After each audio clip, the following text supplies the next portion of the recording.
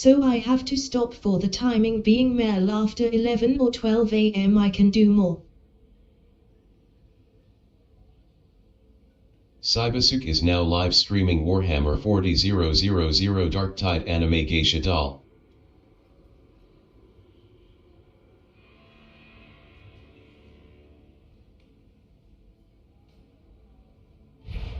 No worries, I got a couple hours in me left.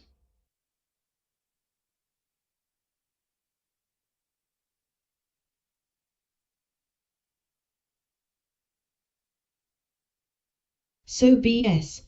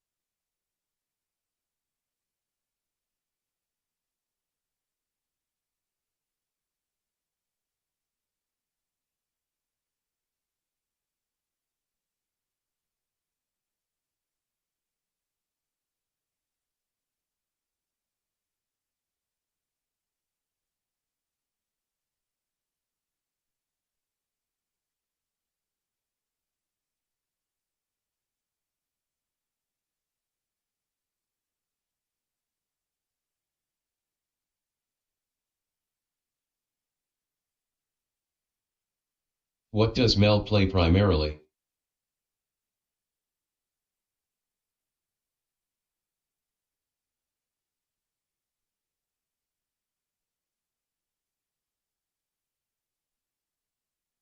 Last weapon.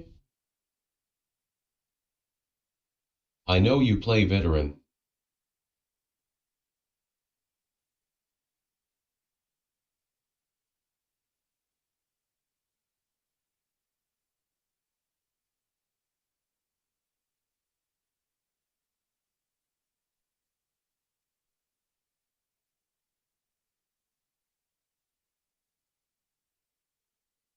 What class does she play?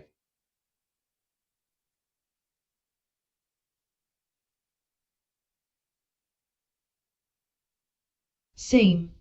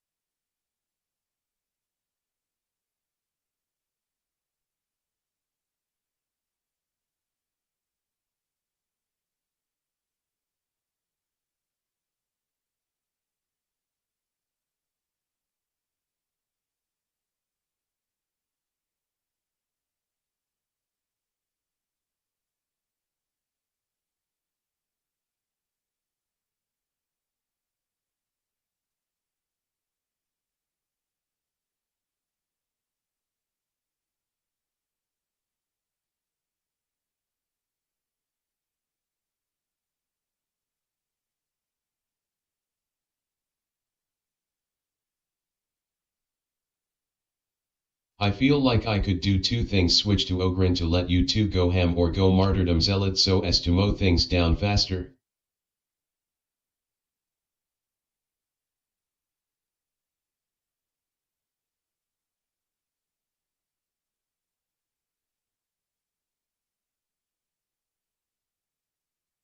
Thoughts?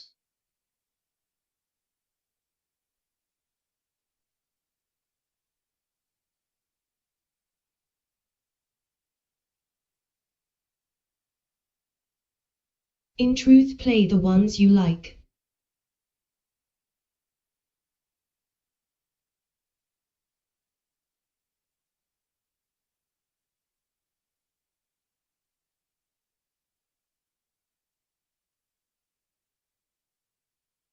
I'm doing tank, seeing Mel will nuke most targets as long as I can hold the line.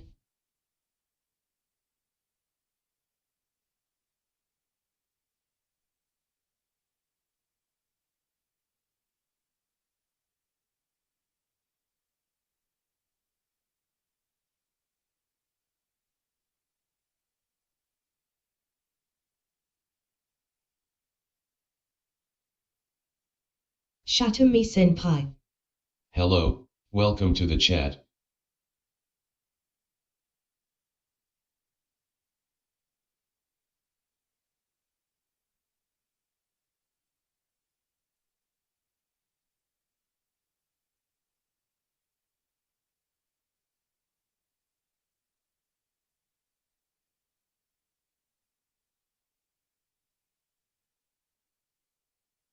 The thing is, I adjust based off of the group I play with. I have fun when I'm helping others when I'll think it over.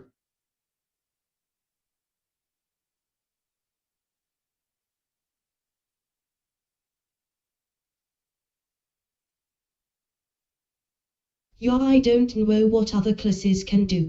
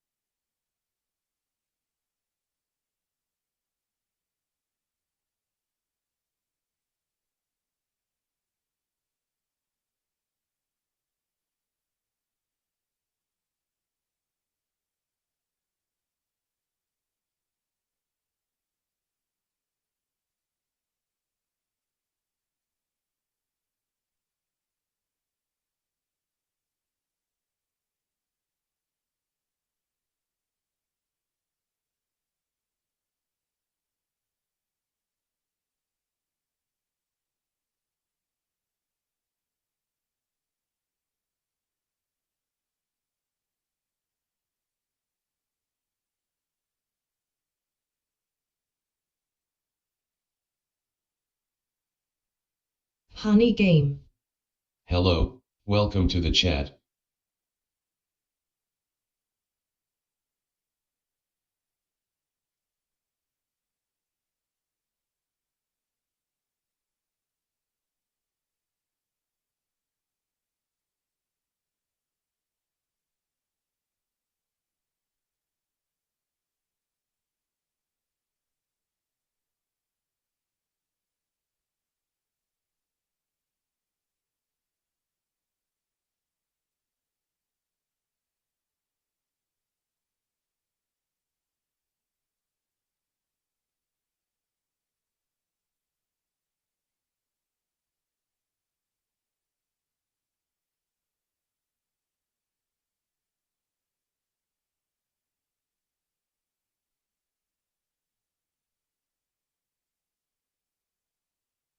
No worries, he'll figure something out eventually.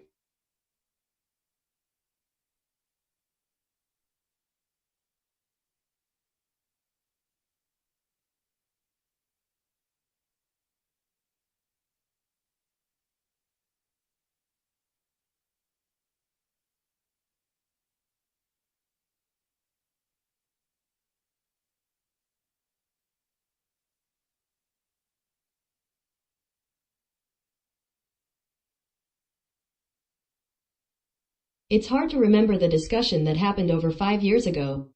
Reasons and discussion are scattered in different articles. In Finland, there were two larger trends at the time when this idea to charge non-EU EEA students was born. On the other hand, the funding of the universities was, not in crisis, at least in trouble. Basic research was seen as non-profitable and there was demand for more commercial research, cooperation with corporations and applied science. Finnish government set a demand for the universities to find part of their funding from the markets, and that was set as a requirement for public funding. As a result, the universities had to prioritize their spending. The number of foreign students had increased rapidly, from under 5,000 to about 15,000 in a decade. However, these foreign students didn't seem to stay in Finland when they got their degree. There was a trend to see them as an extra expense. They got free education but didn't stay here to work and pay taxes to the Finnish society. It seems that there were two different threads in discussion. On the other hand, tuition fees were reasoned to decrease this extra cost by decreasing the number of foreign students and the income that those who did come would bring in. On the other hand, it was seen that tuition fees would increase demand on the international education market. On the other hand, internationalization has been set as one important goal to our education system, and it is questionable how this goal can be achieved by building restrictions to international students. Does it sound contradictory? To me it does. However, Finland started to charge tuition fees from students coming from outside of the EU-EEA area in 2017. Some news tell that the number of foreign students has actually increased. An explanation I read was that foreign students might consider tuition fees as some sort of a guarantee for the high quality of education. Free education can't be good. These non-EU-EEA students still don't stay in Finland, and reasons are connected more with bureaucratic difficulties and unwillingness of enterprises to employ foreigners than anything connected with students' interests. That was most likely the situation even before these tuition fees. There's one more point that is more principled than practical. Only studies in foreign languages are being charged. Anyone can still study without tuition fees in Finnish. I scraped this together from few articles I found, and it was a bit difficult to find facts about reasons. My own memory tells that the main reason in public was the easy one. We shouldn't pay for the education of foreigners who just pick the cherries of our system and then return to their home countries. Let's make them pay for their cherries. At the same time, there was discussion about starting to charge all students, also the Finnish ones, for university education. That didn't happen though, but once this option has been opened, there has been several contentions for tuition fees for all university students. Naturally, these contentions come from the right side of our political spectrum.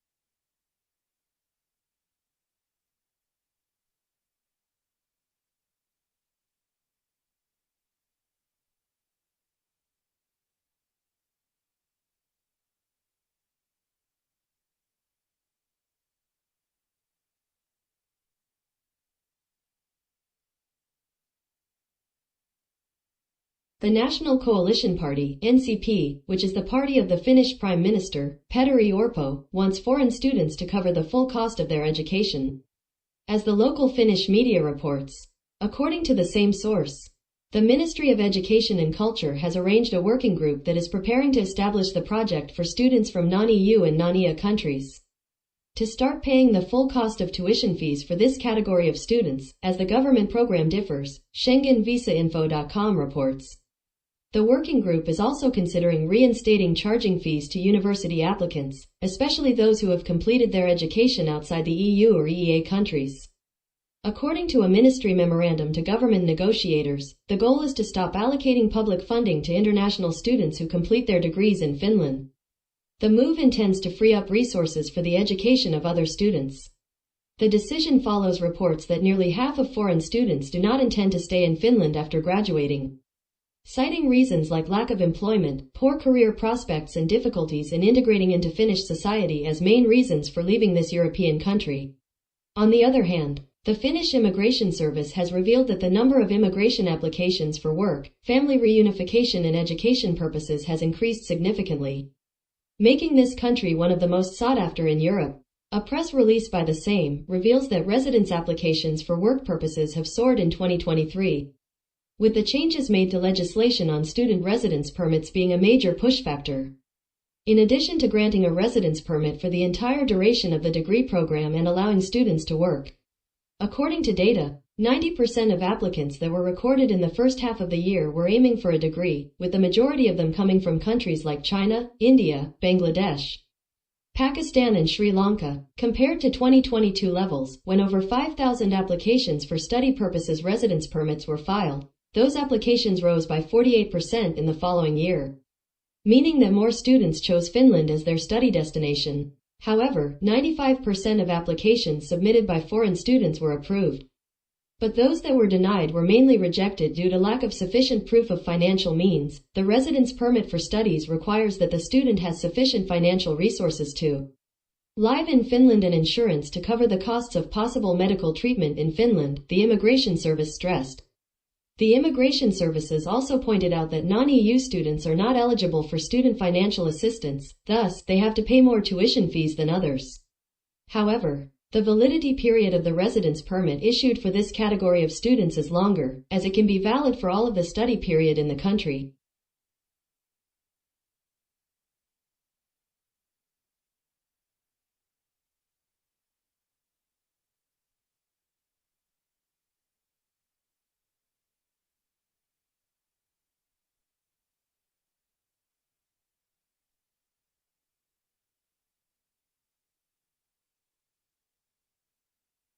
So it looks like some people are misinformed about why Finland is making student pay now.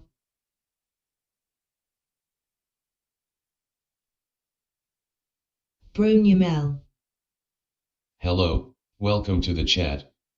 Welcome back.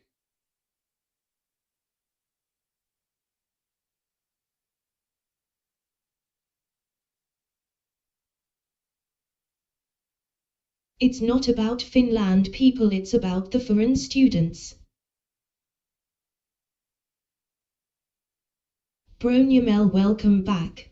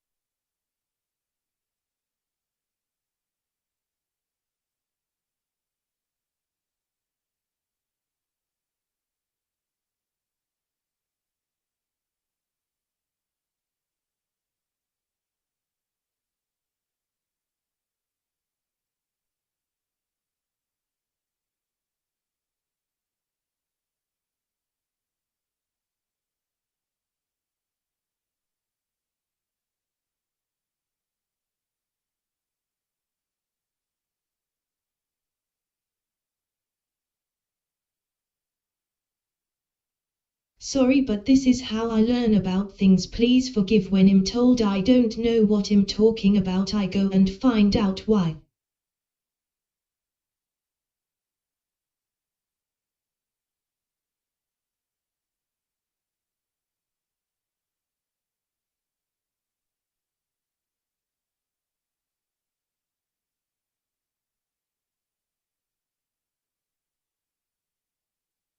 That's actually a good thing that you look into stuff rather than assuming things are as they are.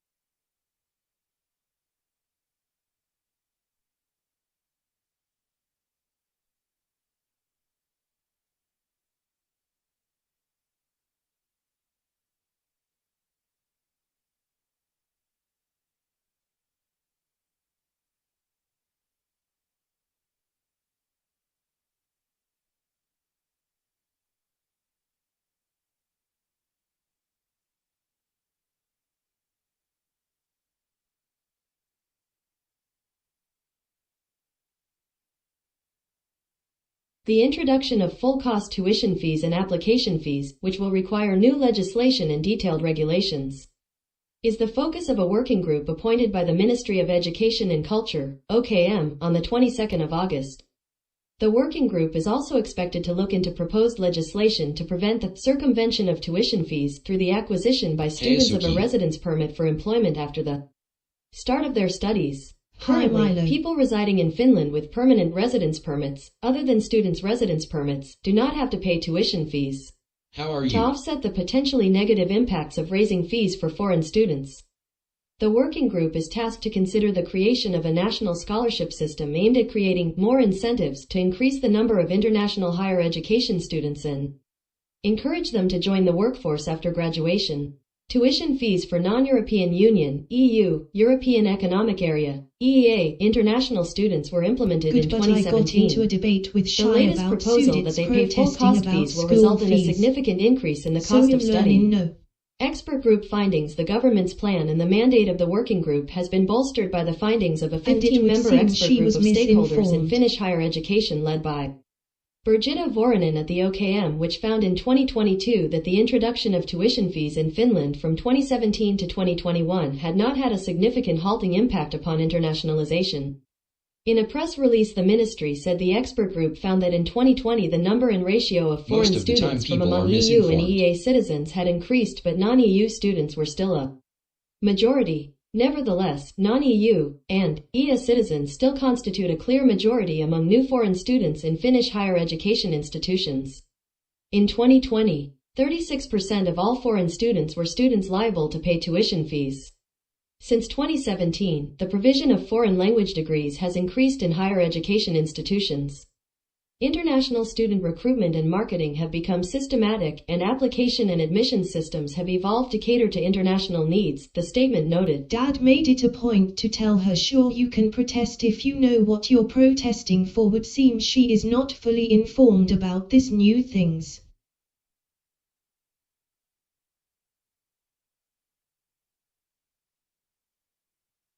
What the working group also found, however, was that the implementation of the tuition fee demanded time and effort from academic staff and administrators, particularly because of the number of tuition fee waiving grants, and that net profit for universities was limited. The tuition fee sums charged by higher education institutions varied between €4,000, $4,300 and €18,000. The most common single fees were €6,000 and €8,000 for universities of applied sciences and €8,000, €10,000 and €12,000 for universities. Higher education institutions use a broad range of grant and scholarship systems. Different categories and types of grants and scholarships are also used within the higher education institutions. Typically, the grants and scholarships consist of exemptions of different amounts from tuition fees, the statement notes. It goes on to say that with an increase in the number of students liable for payment, the financial return on tuition fees that higher education institutions received also grew. The higher education institutions reported that they had collected some €42 million in tuition fees in 2019-2020. However, the higher education institutions use a significant proportion of the potential return from tuition fees for student grants and scholarships. After subtracting the grants and scholarships, higher education institutions received approximately €14 million in revenue from tuition fees, the statement says. Resistance to full-cost tuition fees broke in early June. 9 academic-related unions issued a joint statement opposing it.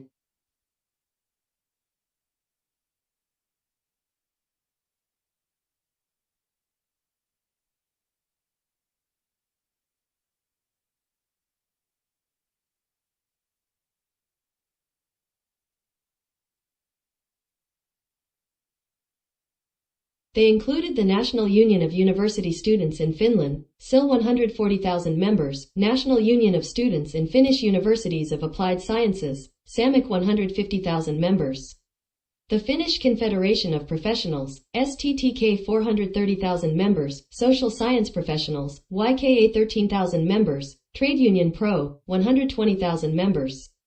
Students of Business and Technology, 14,000 members, Akava Students and Finnish Union of University Researchers and Teachers, FUURT 7,000 members, and the Union of Professionals in Natural, Environmental and Forestry Sciences, LOIMU. In the statement, they took issue with the OKM's own estimation that the proposal would result in a drop of 43% in the number of students from outside the EU and EEA.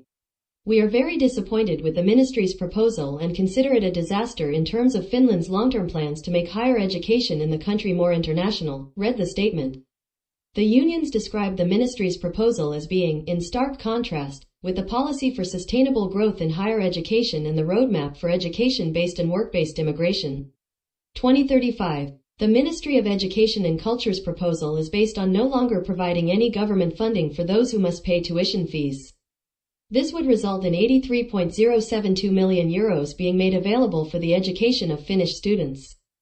The grounds for the proposal basically pit the funding of Finnish students' starting places against making Finland's higher education more international. This is a short-sighted policy in terms of both raising the education level and improving government finances, the statement notes. It is strange that the Ministry of Education and Culture stresses that no longer funding foreign students should lead to a larger workforce.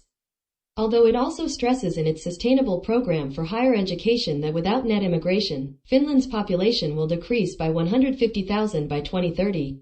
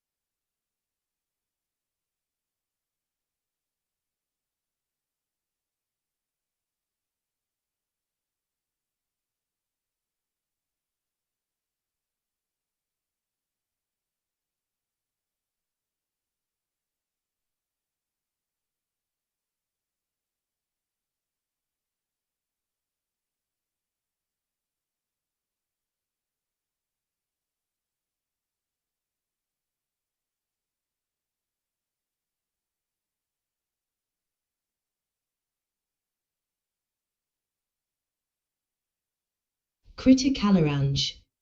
Hello, welcome to the chat.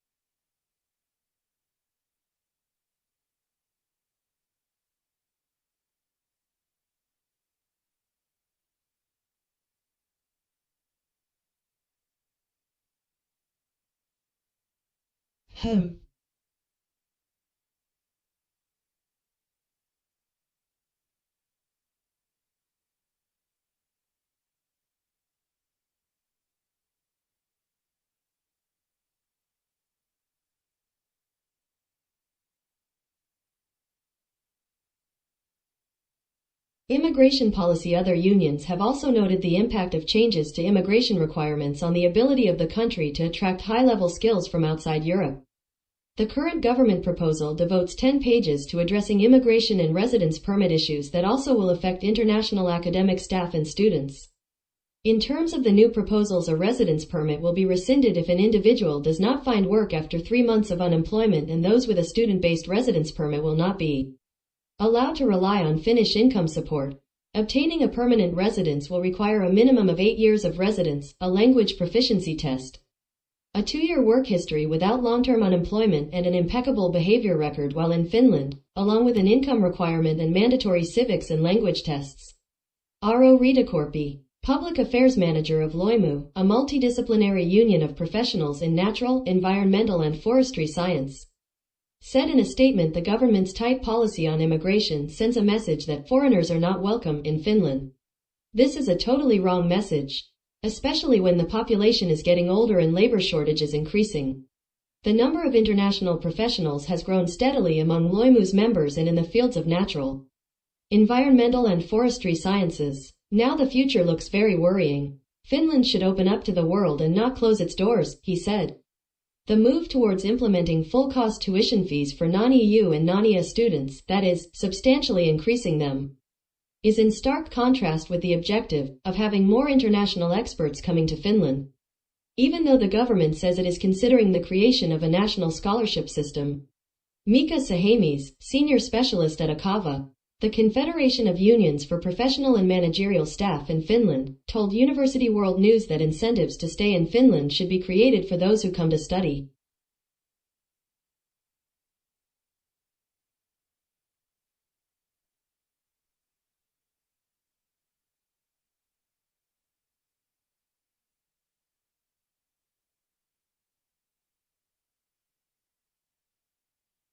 The government is clearly tightening its immigration policy by increasing immigrants' own responsibility for integration and by introducing obligations into the system.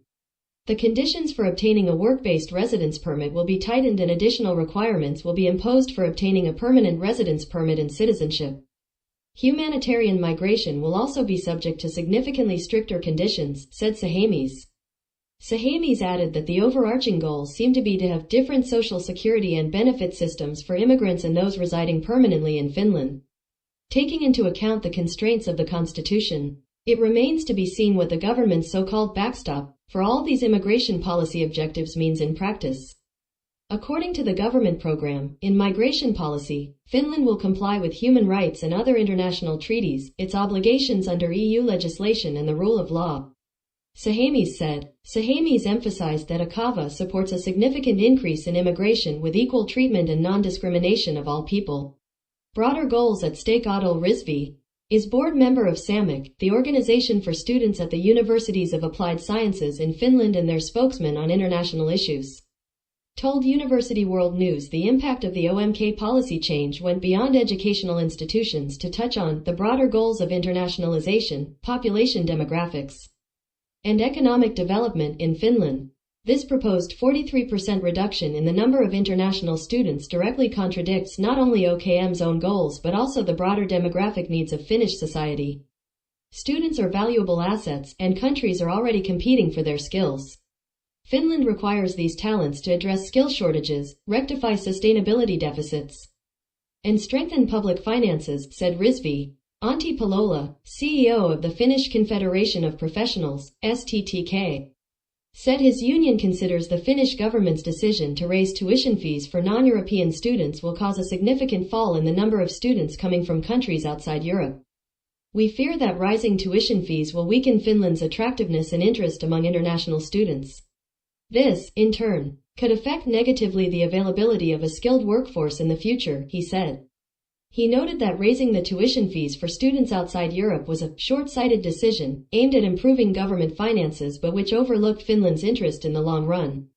It should also be noted that the labor market organizations, not trade union confederations nor employers' organizations, are not members in the working group, looking into how to raise the tuition fees and are not participating in the work of the working group, he said. Funis 13. Hello, welcome to the chat.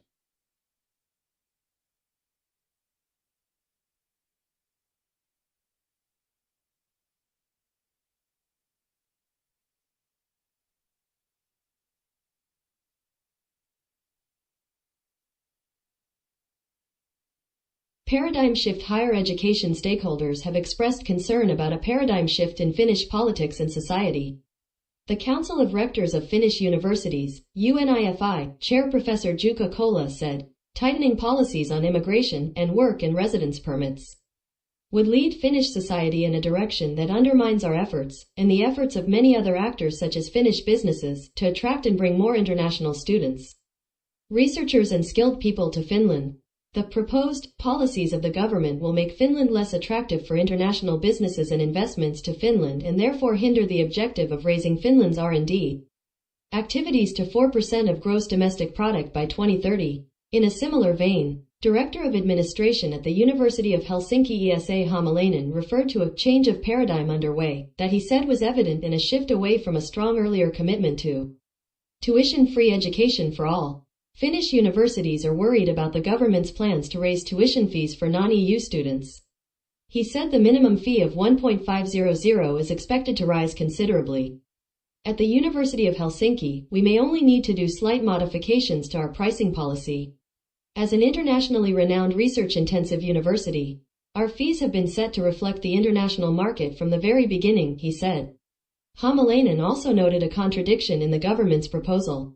The government recognizes the need for a skilled workforce, yet the politicians plan to tighten the national immigration policy. This is quite contradictory, and we have expressed our wish that students and researchers are excluded from any new restriction. We are an international and inclusive community, and these national plans are deeply troubling. Overall, we would want to see a much more positive immigration policy, he said. Andre Brintisson, research coordinator and research assistant based at the Swedish Center for Studies of the Internationalization of Higher Education at Uppsala University, said given that Finland has actively worked on making it attractive and easy to stay in Finland after graduation, as well as the existing and potentially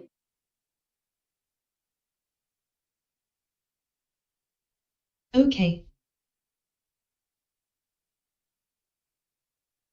So that's been debunked.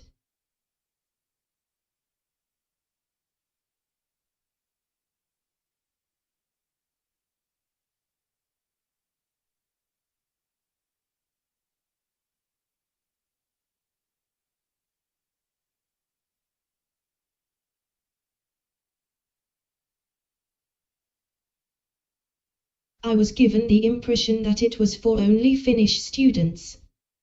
But it's not.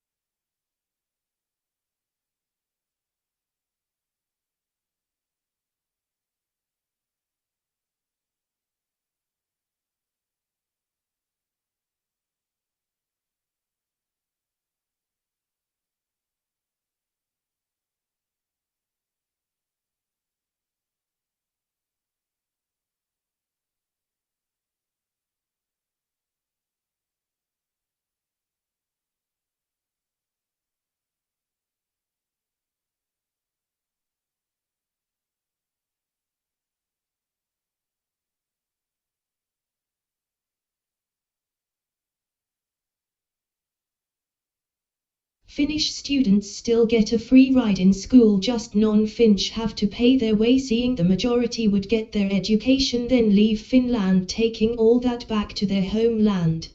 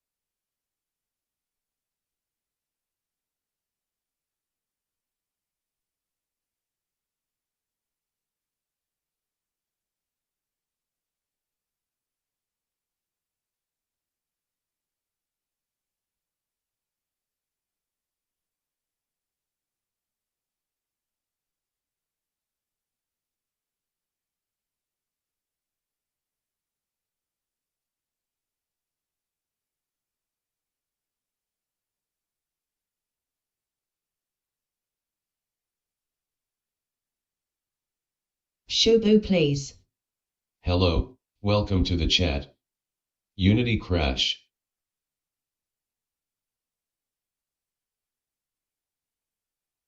Nope.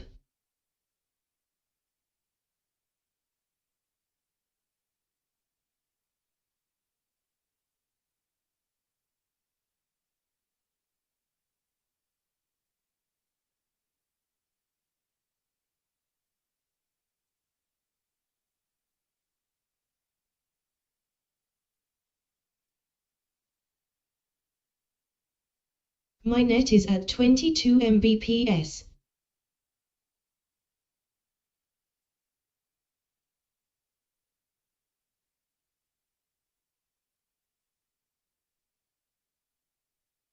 Sheet that explains it.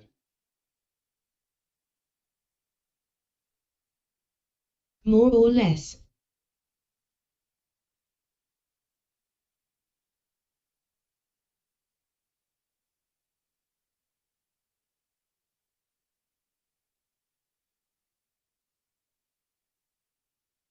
I can see the stream just fine.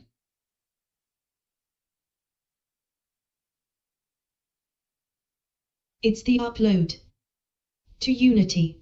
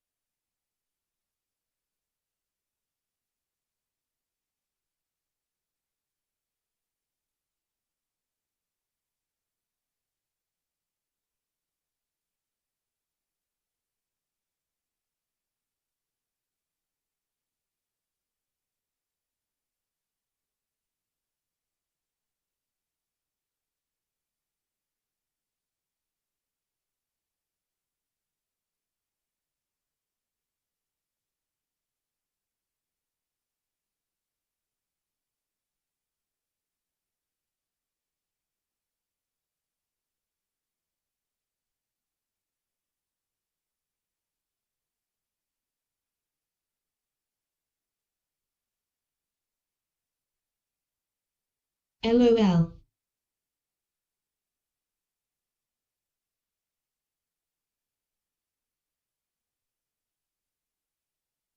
I went from 219 to 19.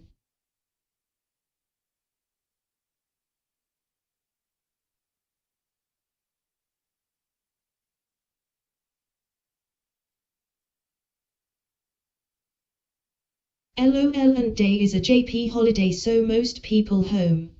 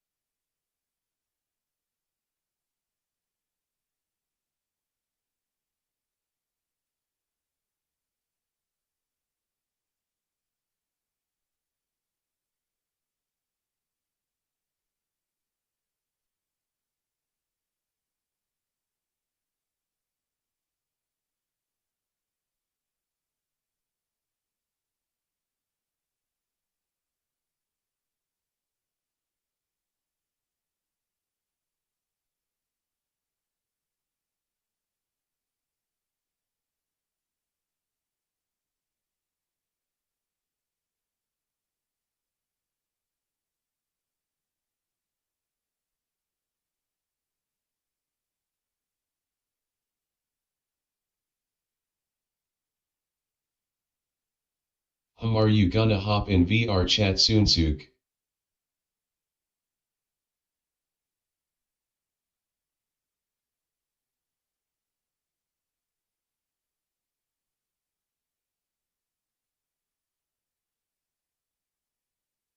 Everyone locally is probably using all your Wi-Fi, lol.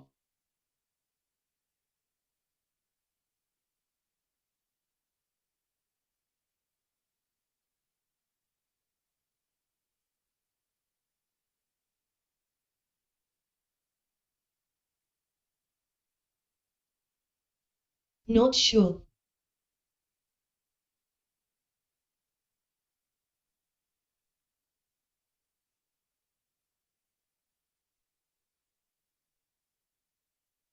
If I get into VR, you kind of got me addicted to epic mode.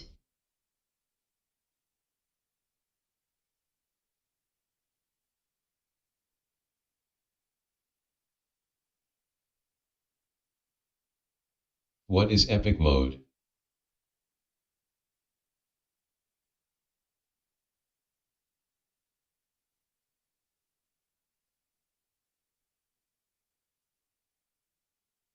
I don't recall the name, but it's not T5, it's like T6.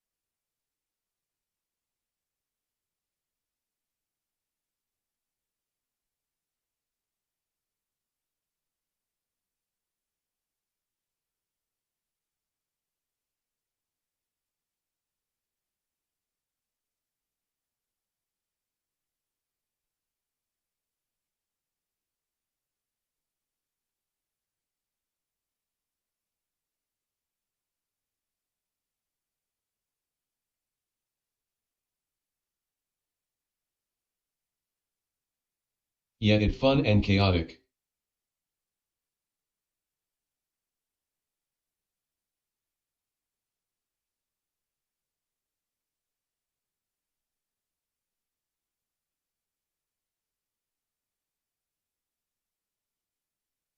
That mode will give me arthritic, lol. In my hands.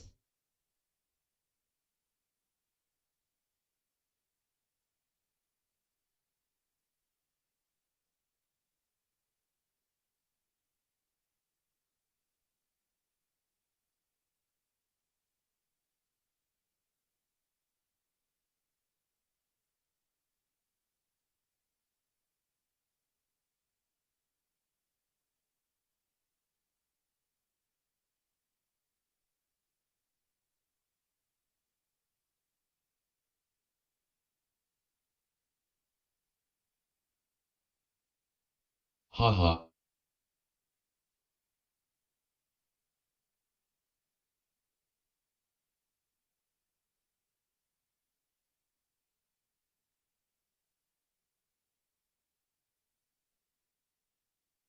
Maybe one more hour and the net will speed up. All the brats will be going to bed.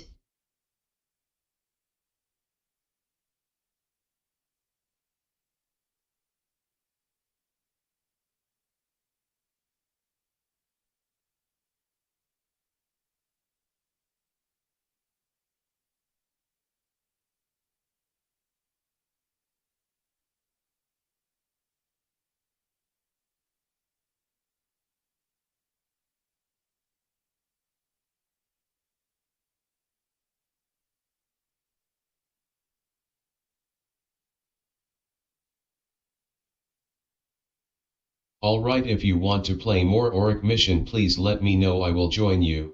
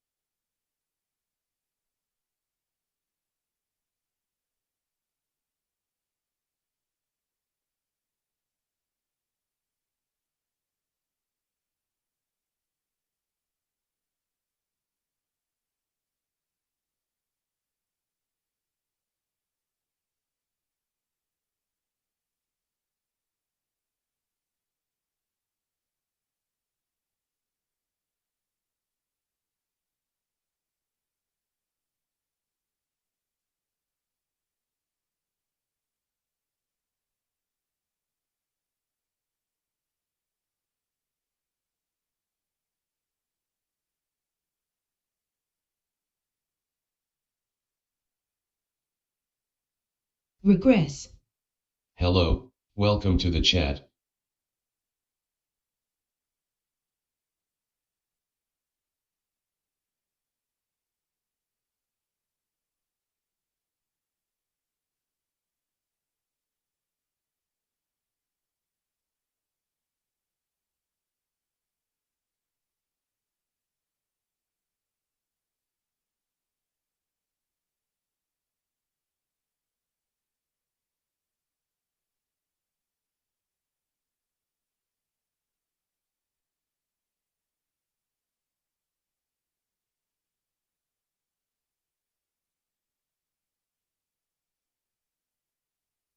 Yes, it's called auric missions.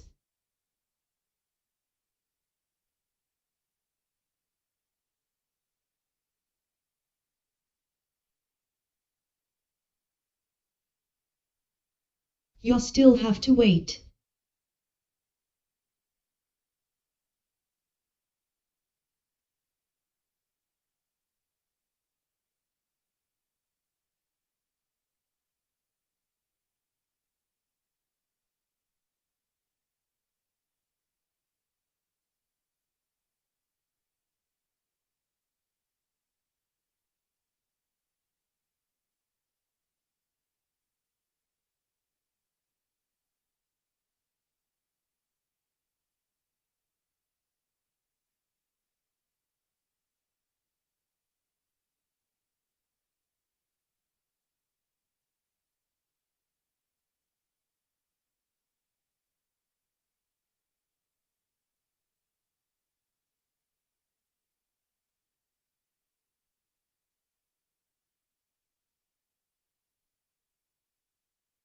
Depthness new.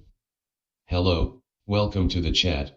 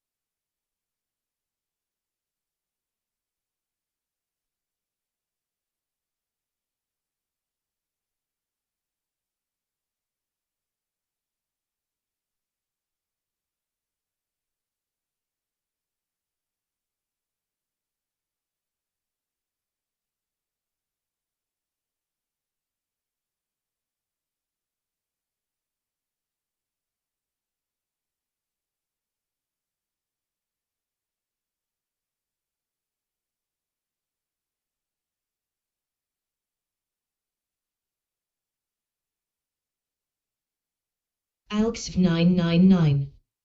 Hello, welcome to the chat. Bratai brother. Hello, welcome to the chat.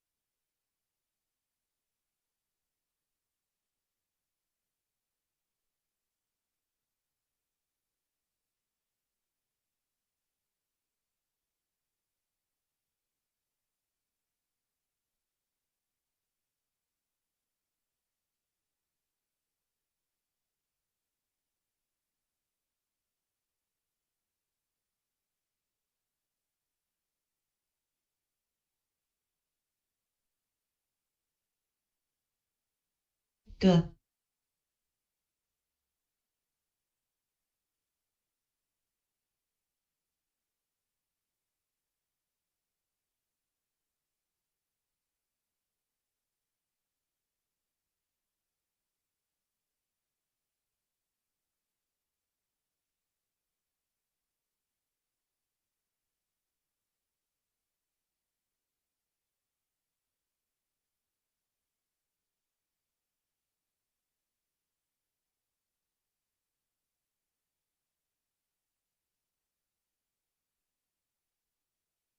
I also hate internet issues.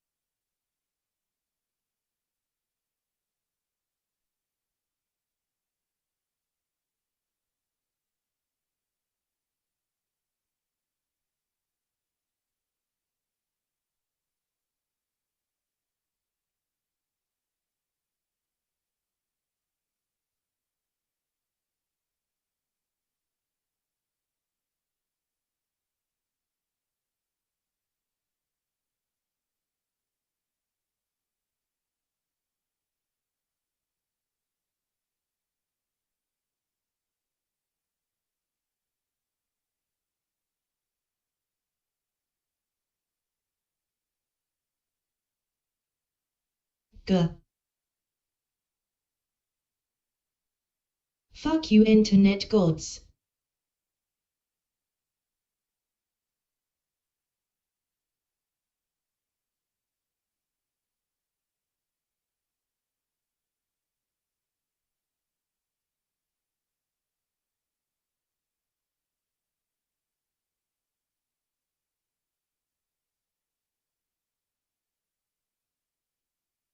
Sad.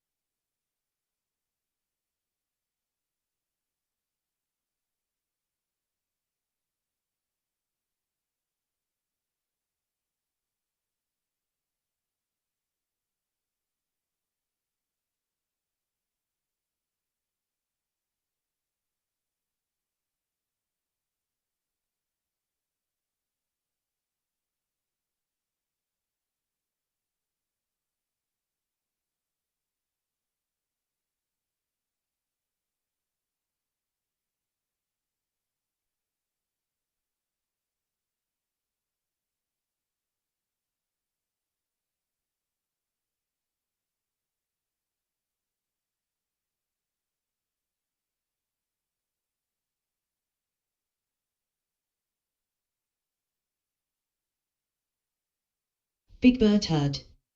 Hello, welcome to the chat.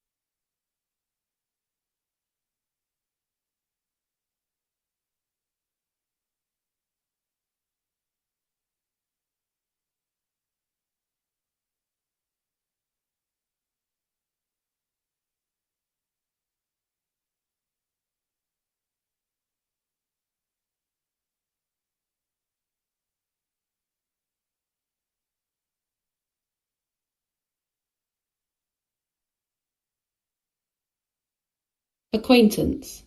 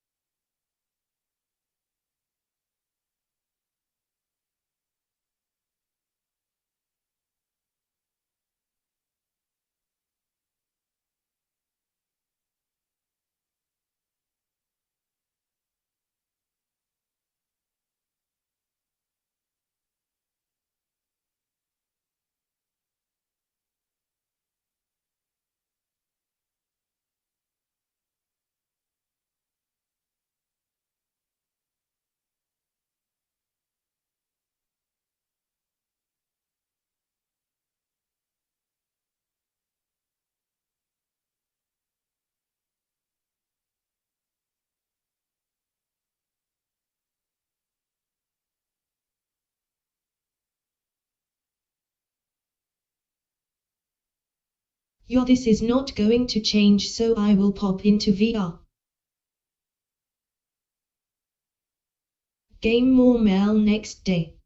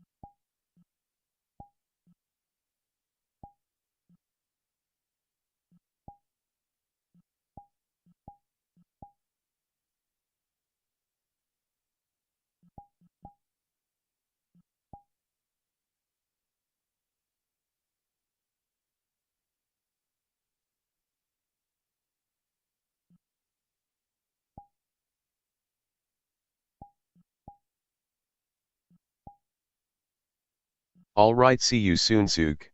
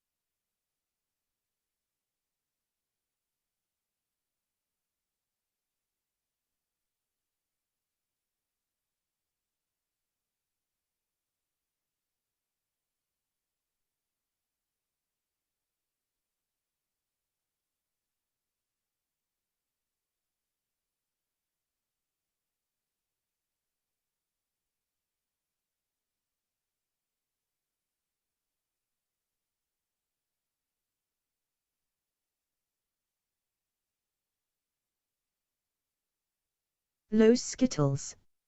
Hello, welcome to the chat.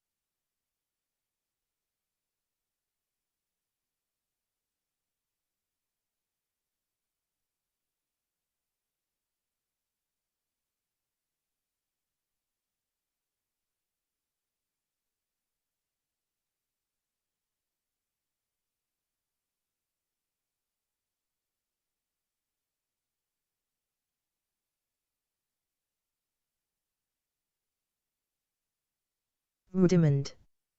Hello, welcome to the chat.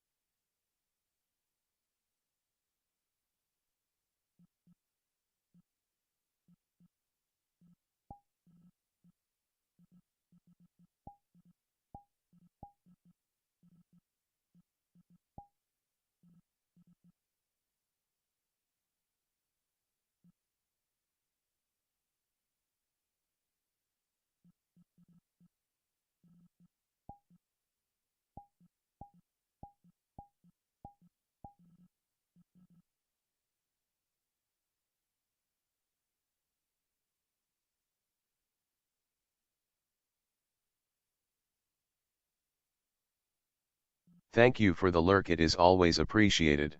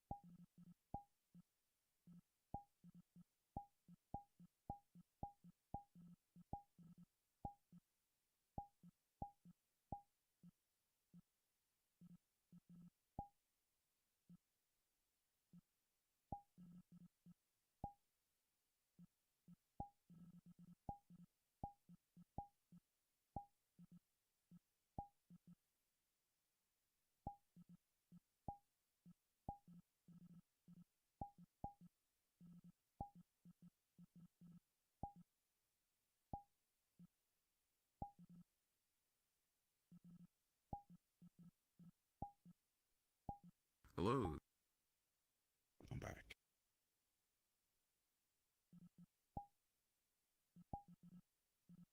Bonjour.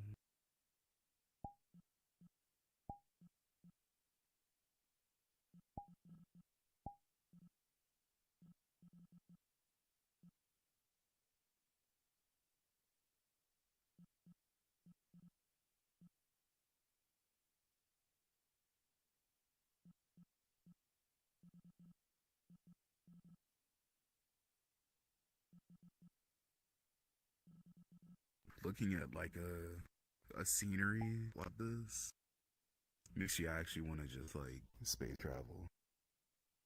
It'd be nice as fuck.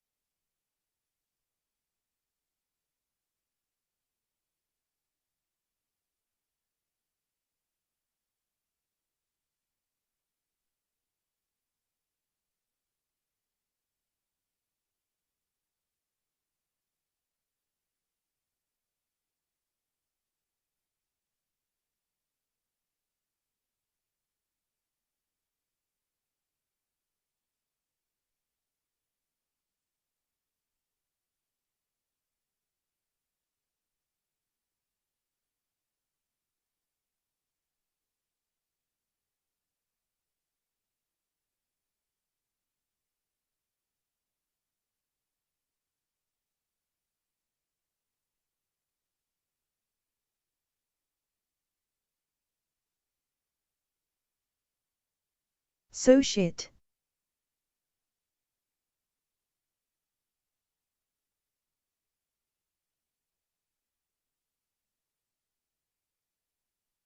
My friend Ven got his account banned.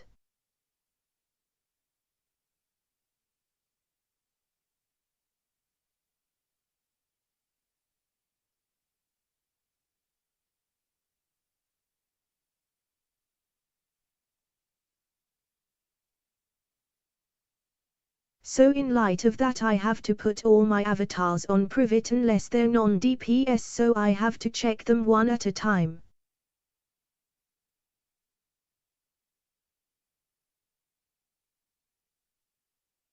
Oh shit.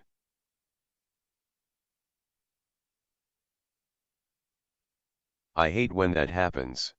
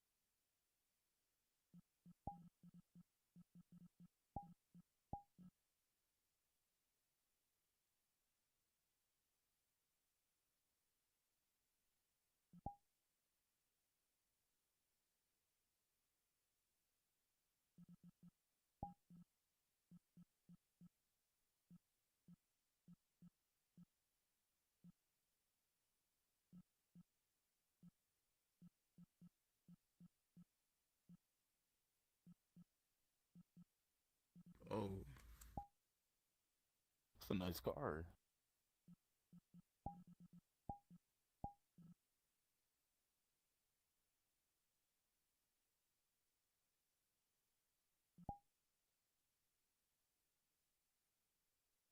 Look over, I'm just being kidnapped.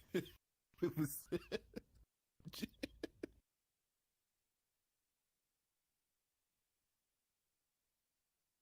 Well, that's nice.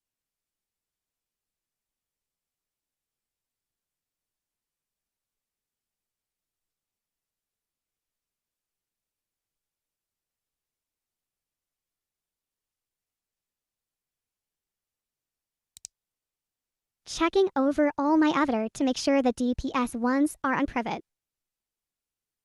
Mm, no problem.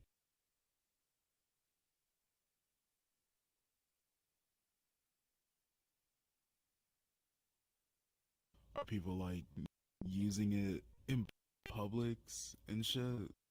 Basically, maybe. Well, you don't know.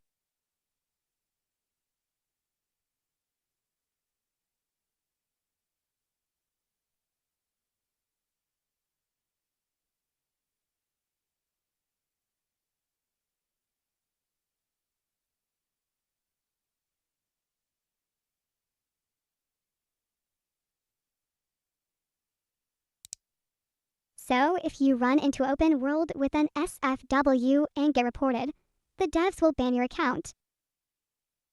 Oh wow. In truth, Oh yeah. DPS is a violation of the TOS. Hmm. Okay, so yeah, I do the same thing then. Maybe I should. I don't think I have any public abbeys.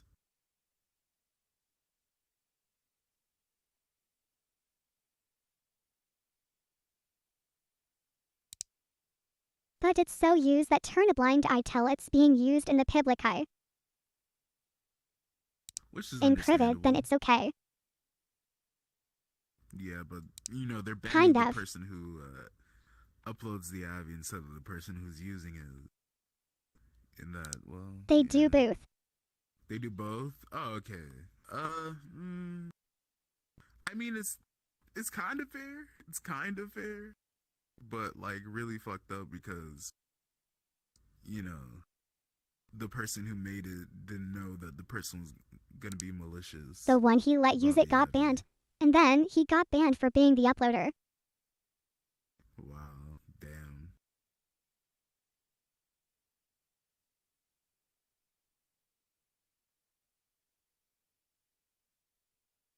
That's how the cookie crumbles. R.I.P.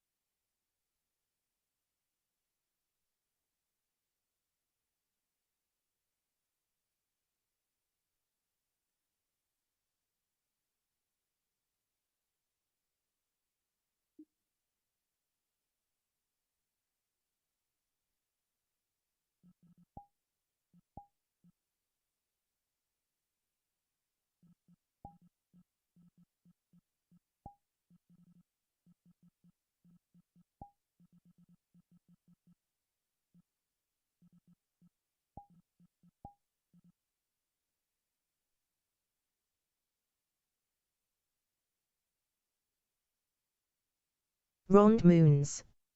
Hello, welcome to the chat.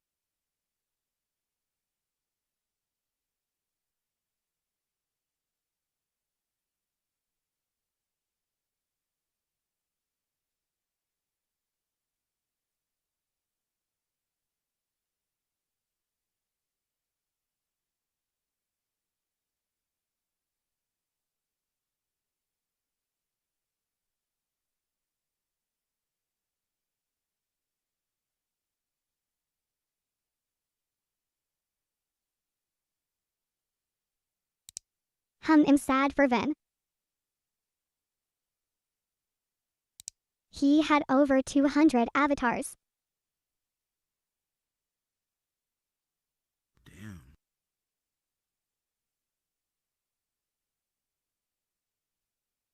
How long is the ban, or is it permanent?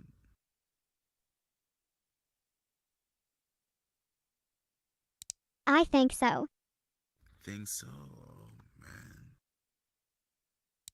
I think so. Let me check.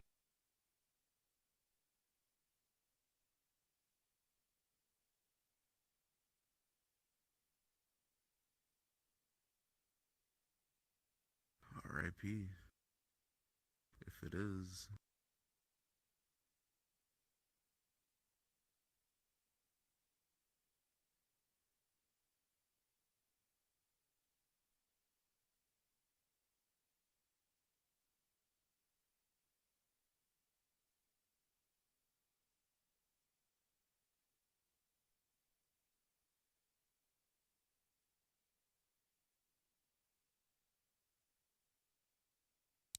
Banned from public instances.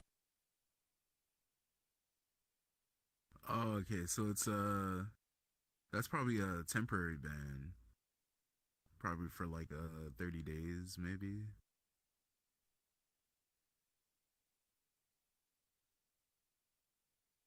But it still sucks.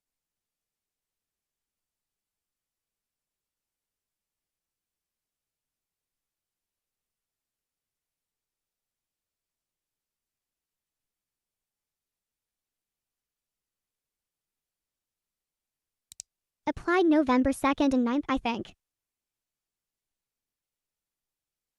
Applied 2nd to 9th.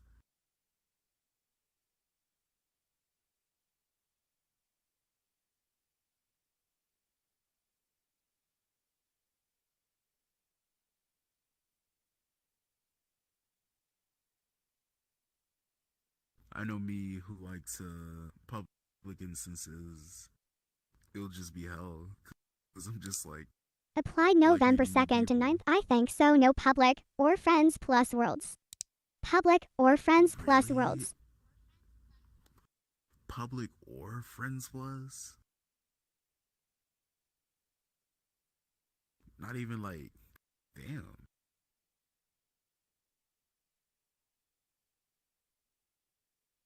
That's fucked.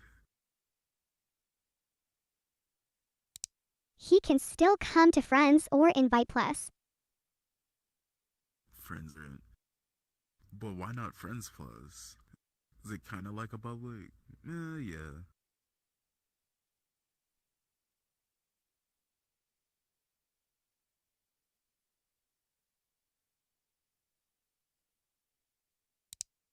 It because other friend can join, not his friends.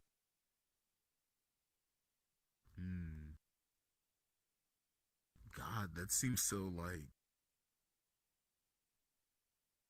it's just super fucked. This is like the only way to put it.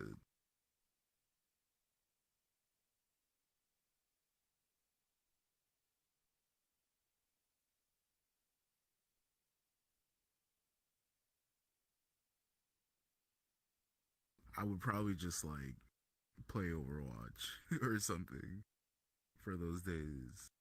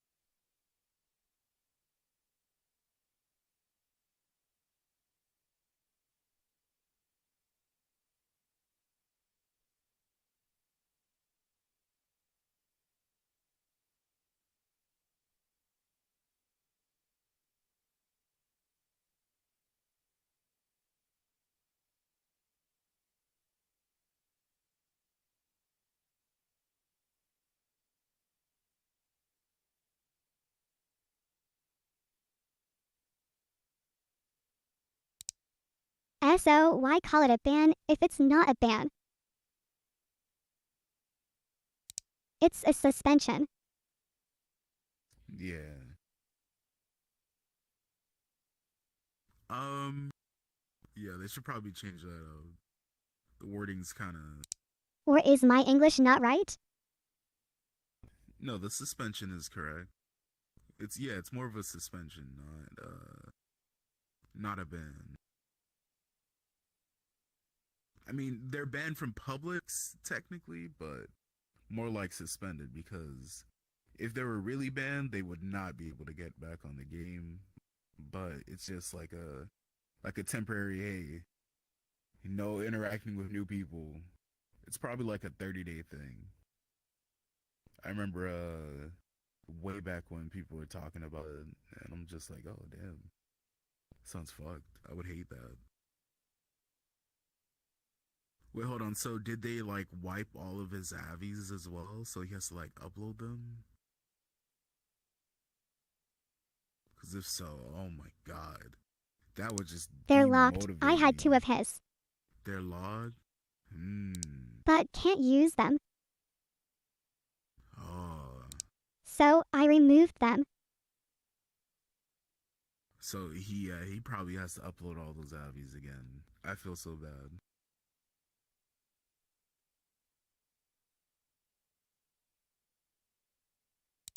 Yeah, I wish I can lend him my PC. Oof.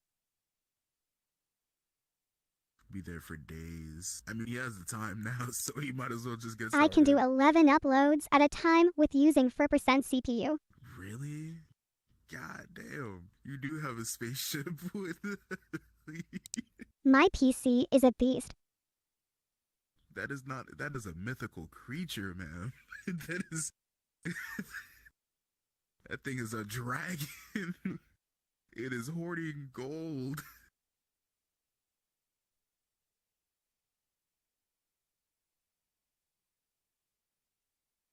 For 11 Milo and my dad 4% wanted to make sure it was CPU. best I can get. That is so sweet. 16-core SPU flagship of AMD. God damn.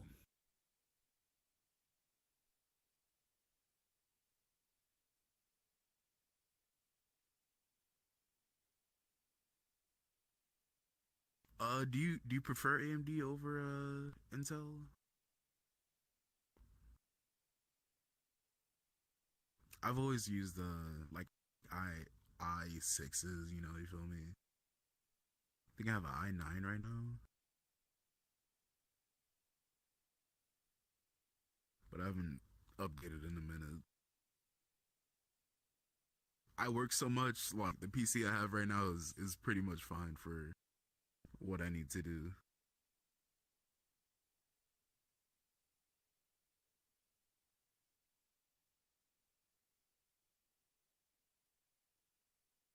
Hello, welcome to the chat.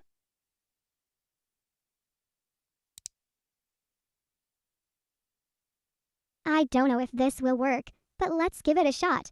I do know saying AMD is better than Intel right now, 5 years ahead of Intel, and I only need 32 gigs of RAM to use it.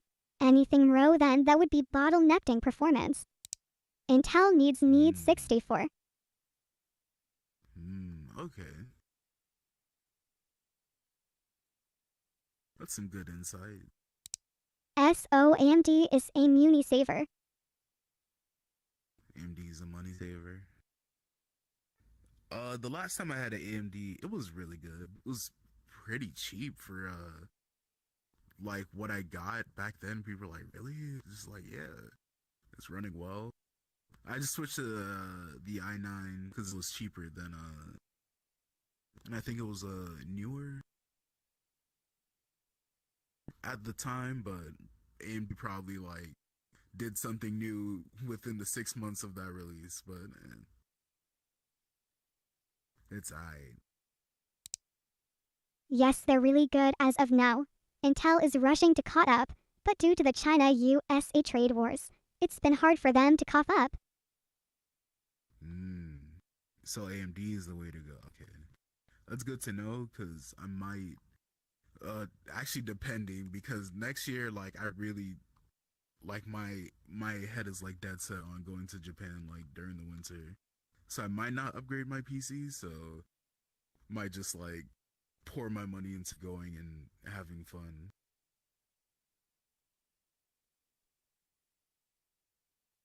But I mean, it's the end of the year. Probably upgrade.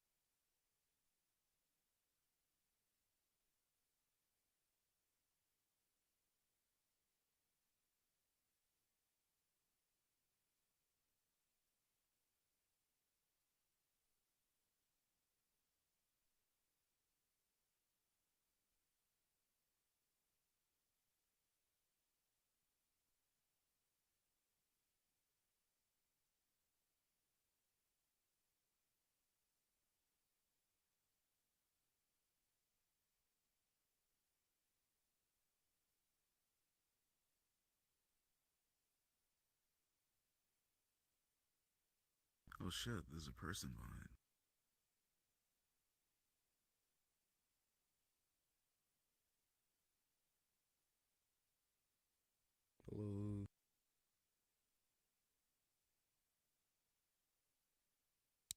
That's round the moon. That's round the moon is person.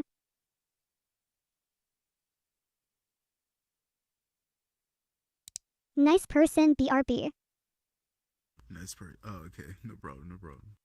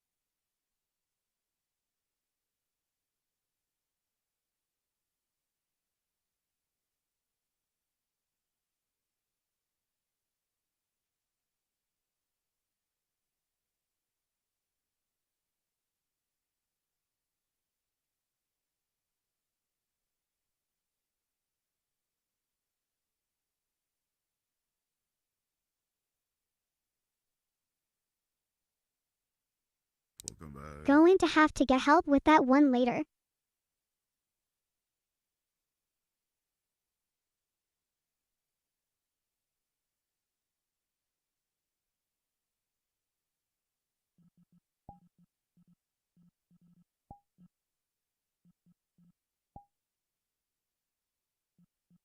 Is it an Avi giving trouble?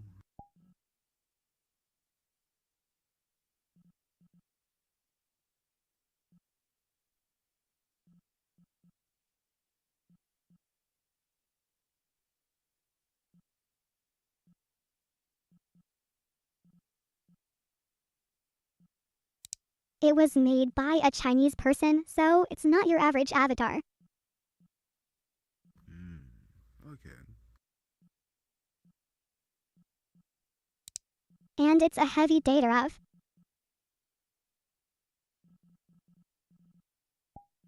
Is that really cool looking?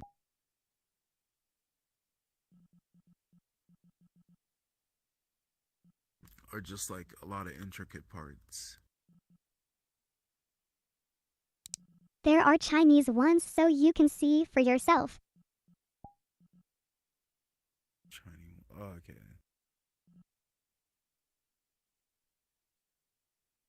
Hold on, it's loading. Oh, okay. It's super detailed.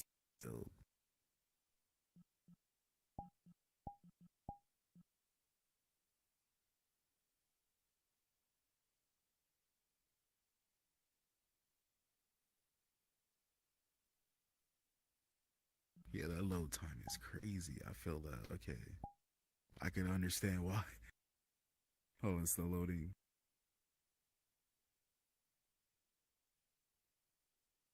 Damn. Okay, yeah, I could see why it's taking so long. It's very detailed. It is extremely detailed. The polygons Yo, is 1620. they're ripped. What do the kids say these days? She snatched. On God. Her shit snatched. Is that the same? You don't know?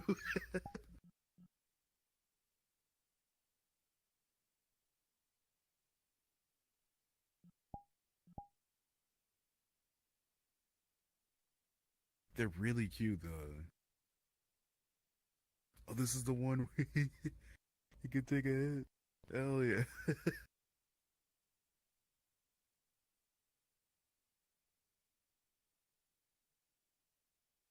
Is that is there usually alcohol or water in there? I know some people put alcohol. Oh, it's usually alcohol? Okay.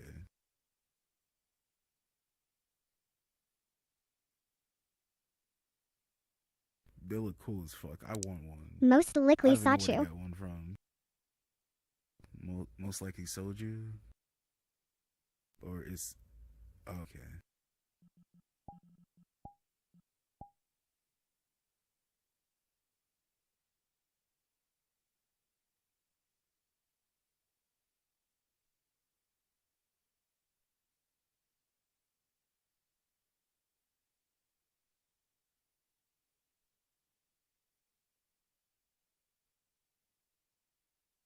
Oh, these are nice.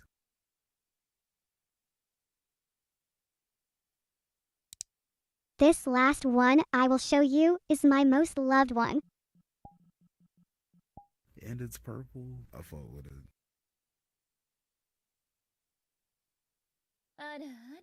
Well, let's see.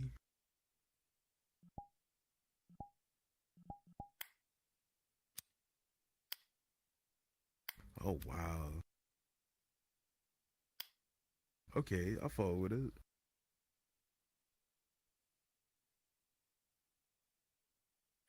The horns are very nice. The dress is really nice.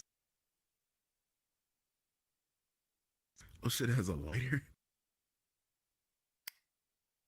Hell yeah.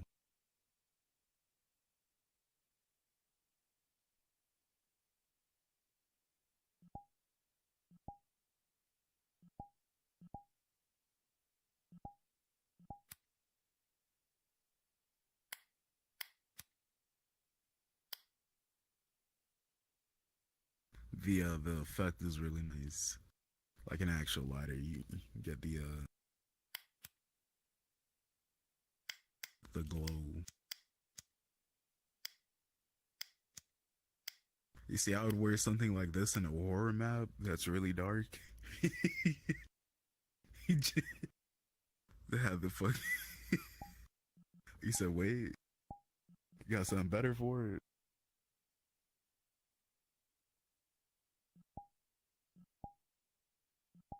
Is that effin'?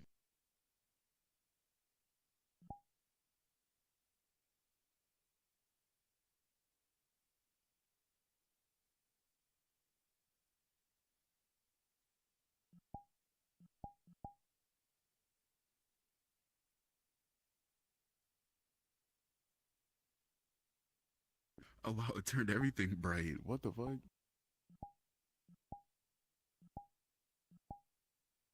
Oh, that is Ocean. That's cool. Also, you, you say fuck the darkness, let's go. Just turn everything bright. It's really good. I mean, I love Halloween and everything and scary games, but man, my heart can't take it sometimes. I'm like dying. I played the Fears map recently on Halloween. Oh my god. I've never wanted to leave an instance, but all my friends are there. They were like, "Ocean, where'd you go?" It's like, "Oh, I don't know. Something happened. Ah, my internet." Thinking of every excuse in the book.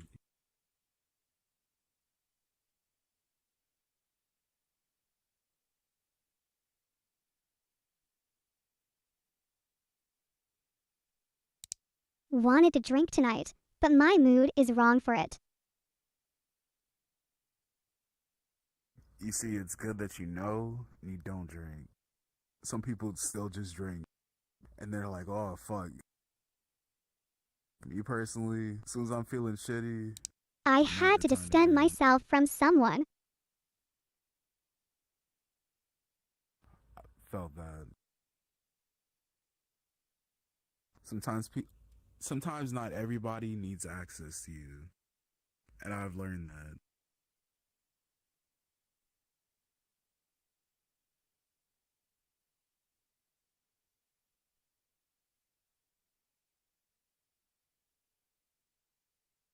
But at the same time, being available is also nice. You feel me? Just thinks I love the attention he gave.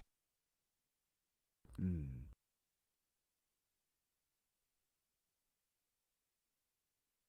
Sometimes you just gotta do what's best for you.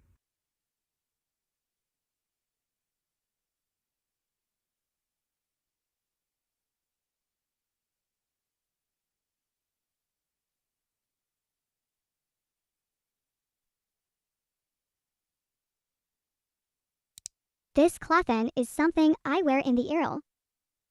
Real. It's comfortable.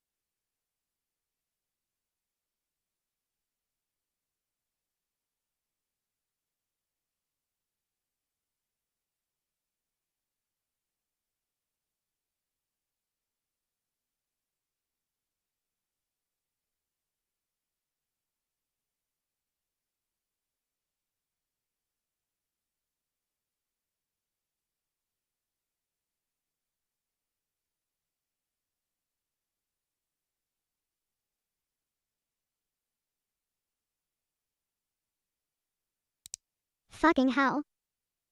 About time.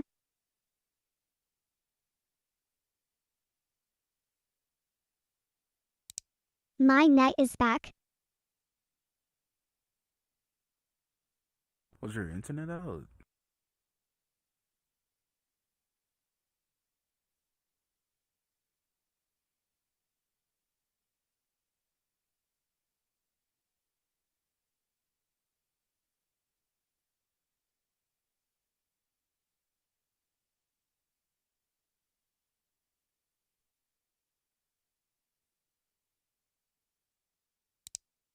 I get 219, but seeing this day is AJP holiday, everyone is home sucking up the net, so it went to 22 for me.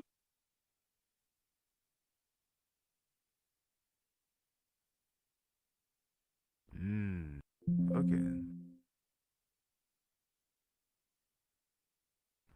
Hate that. This next avatar I'm uploading is so cute.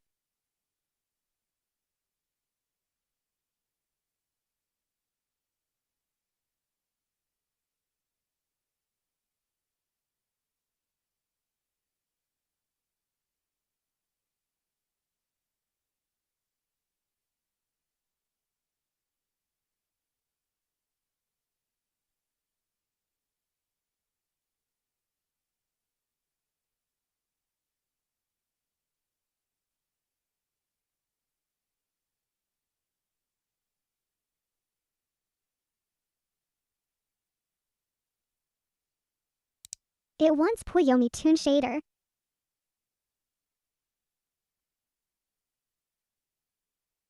But I will use Poi Pro.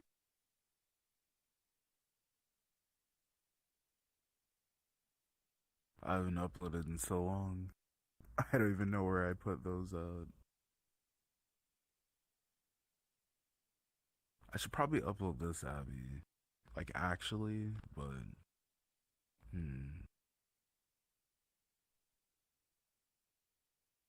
I don't know how to If turn you it to need them, post. I can give you the 4 I use.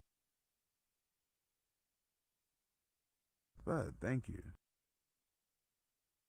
So if I upload, it's been a minute. I kind of like just using this public Abby. I could just go change it. Something breaks on it. That's for the creator to worry about. What's the name of it? This one,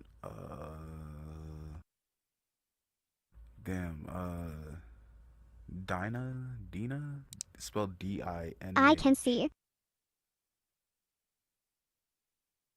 Wait, say again.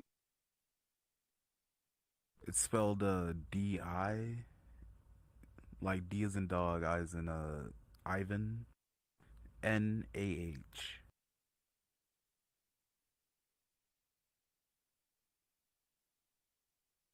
Dinah. Yeah, Dinah, there you go. But it's probably different. Checking.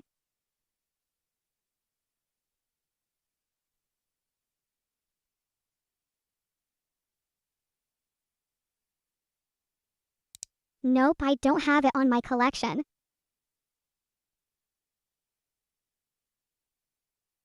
Oh, you're good, you're good.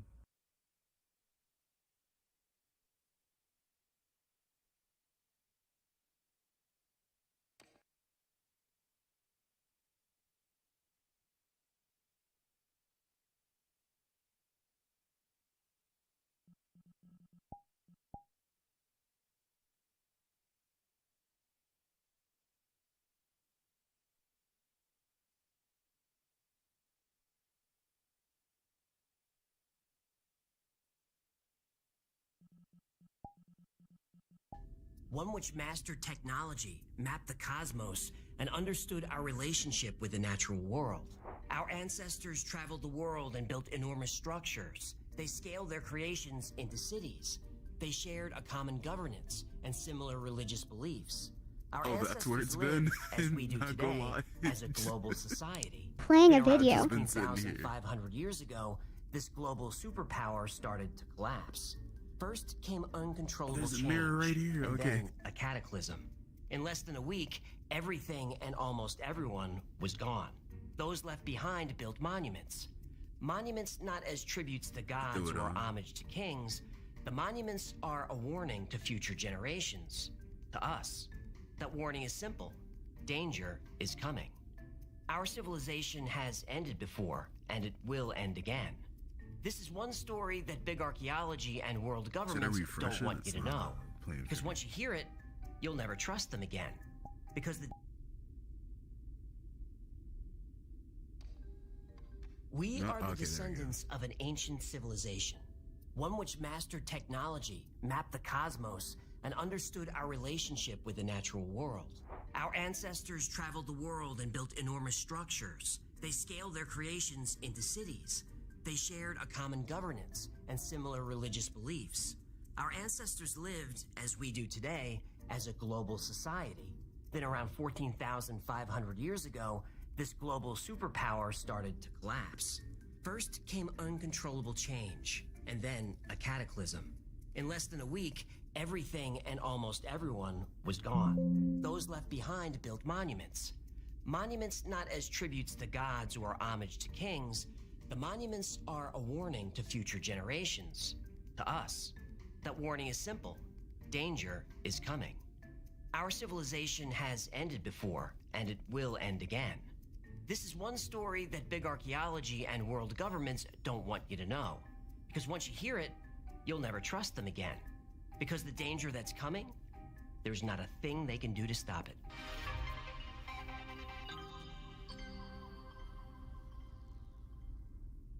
I've never heard of the series. Yeah, human, perfect. Look, I need your help. It's an emergency. Of course you do. Aren't you supposed to be here? Look, I'm trying to get it. Hang on. Don't worry about that. Yeah, try. Yeah, I like him. He's really good at seeing both sides of the coin. Don't look at that. Don't. Look, all I'm trying to do is send a message to my Uber. Always keep an open Look, mind. I need to borrow your laptop. I keep getting all these, Oh, I am It's a good show on absolutely YouTube. not letting you borrow my laptop again. You remember what happened last time? We said we'd never speak of that again. The FBI came to my house. Now I'm not allowed within 50 feet of a petting zoo. Oh, don't be such a baby. The good stuff never happens at the petting zoo. Wait, what do you mean the good stuff? Stop changing the subject. I need your laptop. Mine is all, Listen, you don't need my laptop. Just download Opera. Oh, is that today's sponsor? Well, what gave you that idea? Opera is the faster, safer, smarter way to browse. You can sync your data and send files between Opera on Mac, Windows, Linux, iOS, and Chromebook. I love their Tab Island feature, which helps me stay organized and focused when I'm doing research. Yeah, but how does that help me with my issue? Opera has is a bad. built-in ad blocker with no extensions needed. It also has a It's built-in only by the VPN, CCP. free and unlimited, Owned. that blocks your location and owned doesn't by the hide your CCP. activity or collect your information. Brave is You better. can download it all for free. That sounds Brave? perfect. I've heard Yep. Brave is really Opera good. has a bunch of other cool features too. You're like the second person to integration tell with me that, Facebook not gonna Messenger, Telegram, Spotify, I heard, Apple Music, and a lot more. the They fix just for pop up in YouTube, Opera. like their No need ads to and leave your shit. browser.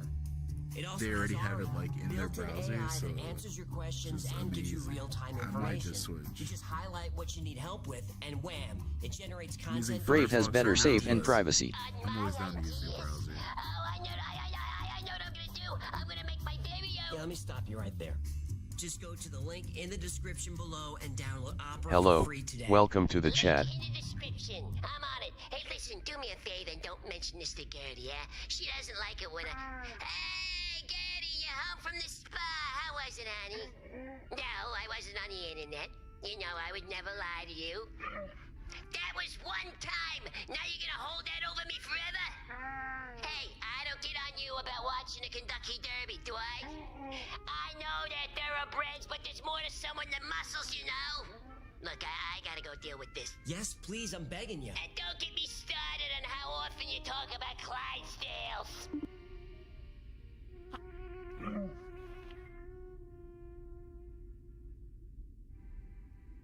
In 1994, German archaeologist Klaus Schmidt was touring Turkish Neolithic sites when he spotted a limestone block poking out from a hillside. The locals call the area Potbelly Hill, or in their language, Göbekli Tepe. Schmidt and his team began excavating the hillside around the limestone, and though they didn't know it at the time, what they discovered would change everything we know about human history. We've all been taught the official story, the big archaeology story of the origin of human civilization. Stone Age hunter-gatherers emerged from the last ice age and eventually discovered farming. These people organized into settlements in Mesopotamia, the Fertile Crescent. Then, about 6,000 years ago, the first civilization was born, ancient Sumer. Stone Age humans before Sumer were primitive. Their most advanced technology was stone tools. At Göbekli Tepe, archaeologists uncovered 4 man-made stone enclosures covering 100,000 square feet of land. That's interesting, but there was a problem. The earliest parts of Göbekli Tepe were built 11,600 years ago. That's 6,000 years before the ancient Sumerians were doing anything. Now this didn't make sense at all. 11,600 years ago was the end of the last ice age. Big archaeology said this far back in time, humans were following the migration of animals. They built temporary camps or at most mud huts. Humans were not building enormous permanent stone structures.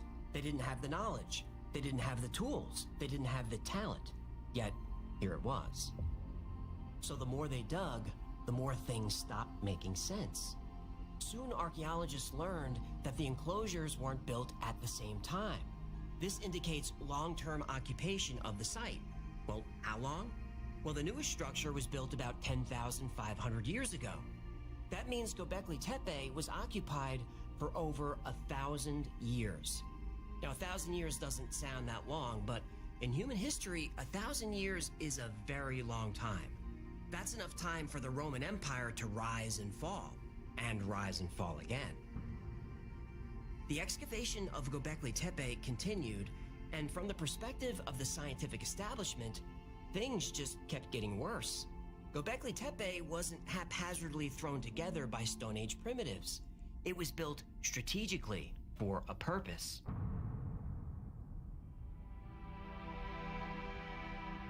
The 4 enclosures are circular, between 20 and 200 feet across, and all are angled toward the star Sirius. Sirius is the brightest star in the sky. Many cultures throughout history built temples angled at Sirius, but not 12,000 years ago. Yet here it was. Over the course of 1,100 years, Sirius's alignment moved across the night sky.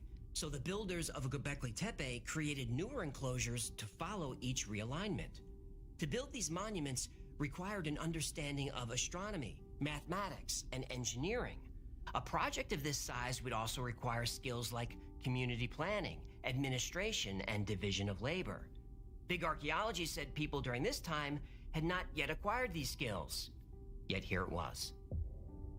Within each enclosure are T-shaped pillars, some of them 16 feet tall, each weighing up to 10 tons. 43 pillars have been excavated so far, but the Göbekli Tepe story is just getting started. Only 5% of the site has been uncovered. Recent LiDAR imaging revealed at least 15 to 20 additional structures and enclosures buried beneath the main site, and there are more than 200 additional stone pillars.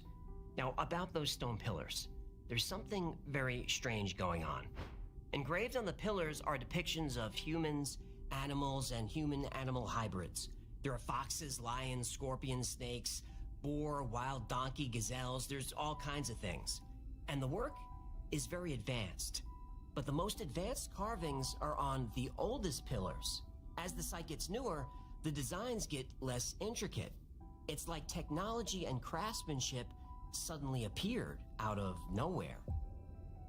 Somehow, 7,000 years before Stonehenge and the Great Pyramids of Giza were built, and 6,000 years before the invention of writing, humans were capable of building this. Where did the builders get this sudden knowledge? The Anunnaki. Well, the answer to that question is controversial. The Anunnaki. Maybe the human story doesn't start at the end of the last ice age like big archaeology wants us to think. Maybe before the last ice age, the Earth was home to an older and much more advanced civilization. That civilization then taught the primitive local hunter-gatherers about mathematics and engineering. They also taught these primitive humans astronomy and told them to pay very close attention to the sky. These ancients then told the local people their story of the time before the Ice Age, when their civilization flourished. Pillar 43 in Enclosure D has become known as the Vulture Stone. On the Vulture Stone, there's a detailed carving that tells the story of these ancient people. Unfortunately, it's also the story of the end of the world.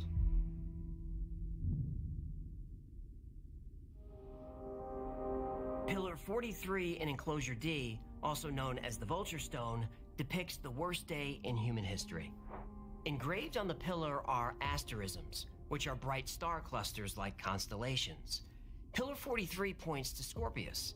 Now, to be fair to skeptics, every culture is going to have different representations for their constellations. But look at the drawing on the Vulture Stone. Without a doubt, that is a scorpion.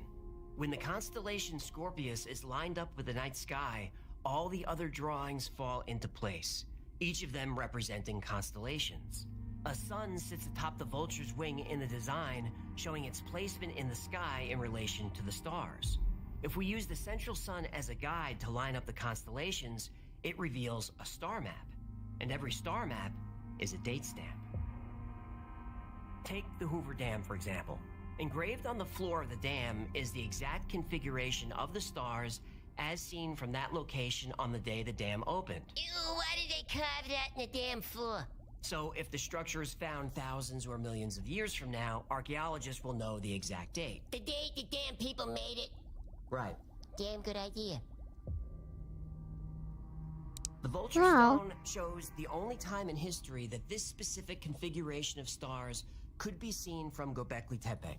It was a 100-year window between 10,900 to 10,800 BC, about 13,000 years ago. I kind of like those. But wait, this is more than 1,000 years before Göbekli Tepe was built. So this tablet is telling a story of something that happened. What's their channel called again? Let me it's search it up. It's the story on of a YouTube. time period commonly referred to as the Younger Dryas, and the terror from the sky that changed the face of the Earth. The Ice Age lasted about 2.6 million years. Most of the northern hemisphere was covered by miles-thick sheets of ice. 30% of the Earth's surface was covered by glaciers. This sounds bad, but for the human race, it was good. Sure, the climate was cold, but it wasn't cold everywhere. Most of Africa and the Middle East were warm, with plenty of plant and animal life. And the climate was consistent for 2.6 million years. Hominids had a nice, stable climate in which to evolve during this time. Homo sapiens, modern humans, emerged during this time. We were born in the Ice Age. We thrived in it. Then the climate started changing. Temperatures became warmer year after year. The ice sheets slowly melted. Sea levels gradually rose. This would have been a concern for the human civilization, but they were helpless to do anything about it.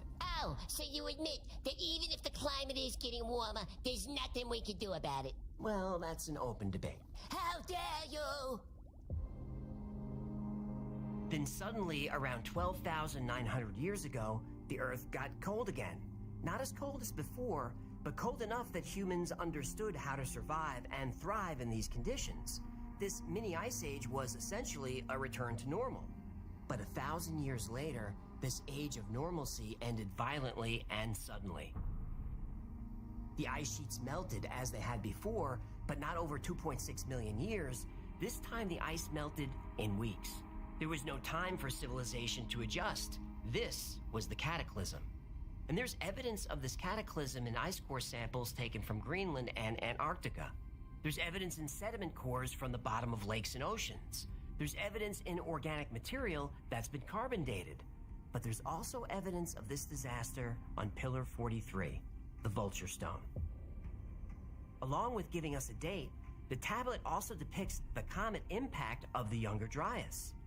At the bottom of the pillar is a headless man linking the date to death. There's also a snake coming from the south. This has been said to represent 3 giant waves washing over the Earth. Those could have been the tsunamis that we know for sure happened. But Pillar 43 is only a piece of the story. Pillar 56 depicts more of the Younger Dryas impact, waves crashing, animals fleeing. Now, those are scary, but to me, Pillar 18 is the most ominous depiction at Göbekli Tepe. First of all, it contains the only word on the whole site. The word is God. Maybe it was saying, oh God, we're gonna die. Oh God, please save us. I think it was saying exactly that. Wait, I was just joking. Well, I think something very bad happened, and this pillar is a plea for help. Oh, my joke isn't very funny anymore. Pillar 18 in Enclosure D focuses on the constellation we know as Aquarius. But when it was built, the pillar was probably centered on Taurus. Now, if that's true, we now have a very big piece of this puzzle. The comet Enki was discovered in 1786 and takes about 3 years to orbit the sun.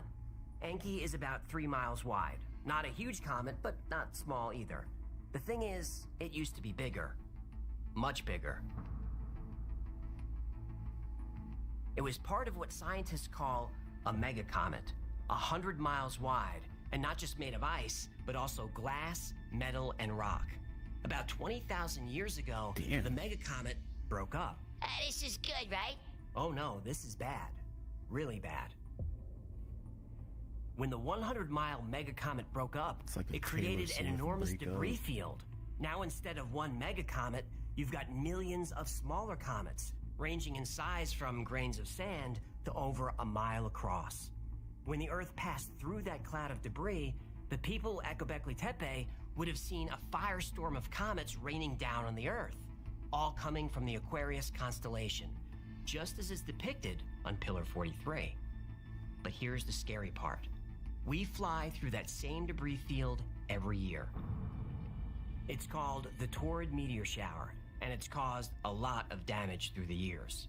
And if you're watching this in September, October, or November, we're flying through it right now. Oh, fuck. Wait, hold on. Which year? This year? When Göbekli Tepe was discovered, Oh, this is recent? big archaeology had no fuck. choice but to admit they had underestimated the technological abilities of early man by, about 5,000 years. It must be a mistake, they said. After all, their grant money depends on them being right. No need to fund a search for, let's say, a mummy in a pyramid that's not going to be there. But in 2019, more bad news for the mainstream. That year, excavation started at Karahan Tepe, about 40 miles from Göbekli Tepe. Initial estimates say it might have been settled before Göbekli Tepe. Göbekli Tepe seems to have been built for a single purpose, maybe a place of worship or an observatory. Karahan Tepe is very different. It shows obvious signs of a structured society. Now, there are many different types of buildings at Karahan Tepe. Some could be shops or residences or food storage. Vessels, grindstones, flint, plates, and all kinds of other objects have been found at Karahan Tepe. These types of artifacts haven't been found at Göbekli Tepe, suggesting the two sites served very different social functions. But these places existed at the same time.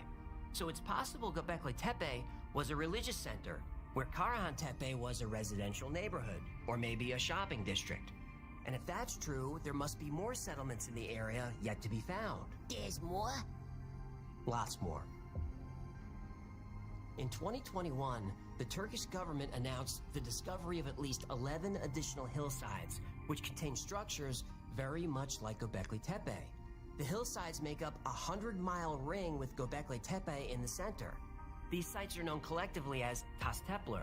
Now, instead of an area inhabited by nomadic primitives, Taztepler is a metropolis. Cyberch was uncovered by archaeologists in 2021, around 10 miles from Göbekli Tepe. Cyberch is one of the most complex settlements in the area. Archaeologists found communal buildings big enough to seat 50 people. There are communal halls covered with countless engravings of humans and animals. To the south of the communal buildings are ancient residential homes. The layout of each of the Taztepler archaeological sites suggests hundreds of thousands of people live there permanently right after the Younger Dryas changed the face of the world. But there's a site discovered in 2008, about 180 miles away, which really broke history, and suggests Tas-Tepler may have been a capital in what was a very busy region. While digging a dam in the area, engineers rediscovered the settlement of Bankuklu Tarla. Damn engineers. Look, you don't have to keep tagging that joke. Oh, what? You don't like my damn jokes, huh? The Bankuklu Tarla settlement is between 12,000 and 13,000 years old. That means it was built within the Younger Dryas cold period, before the flood. The structure found has similar features with Göbekli Tepe and the structures belonging to this period in the region. The building has a unique architectural style, shape, and interior arrangement, unique with these features. We can say that it is a temple that dates back to 12,000 years. This is where the existence of an ancient advanced civilization starts to become almost irrefutable. Bankuklu Tarla has all the things we find on Tas-Tepler: private buildings, public spaces. It's got storage rooms, tools, ornamental objects. It's got mega and microliths. The people of Bankuklu Tarla were so advanced, they even built a sewer system. More than 130 skeletons have been found there, each buried with hundreds of thousands of beads. The manufacturing of beads proves that there was a division of labor, an artisan class. It proves that the people had time for more than just hunting and gathering. They had time to make art. Making beads is more of a craft than art, but I get your meaning. So big archaeology was wrong again. Very, very wrong. This area of Turkey shows that thousands of people lived there in organized communities. They built neighborhoods and temples. They had shops and large halls for gathering. They had division of labor. They were experts at stonework. They understood mathematics and astronomy. They were talented engineers. And this was 12,000 years ago. But where's the evidence of people learning these skills? If the people at Göbekli Tepe were putting up 10-ton stone pillars 10 to 12,000 years ago, shouldn't we see communities learning these skills 15,000 years ago, 20,000 years ago? We should see an evolution of technology that takes thousands of years. But we don't. This advanced technology just appeared. But that's not exactly true. The people in the area around Göbekli Tepe, Bankuklu Tarla, and Sayburç were taught this technology after the Great Flood. It was a gift to them, a gift from the people of the sea.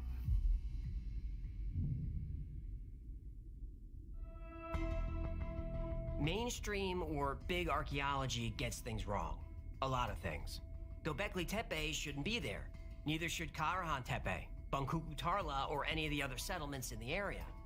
We're told the Great Pyramids of Giza are tombs built for pharaohs, but no mummy has ever been found in a tomb. Not one, not ever. But in the Great Pyramid, we did find evidence that it might have been used as an ancient power plant. Big archaeology hates that idea.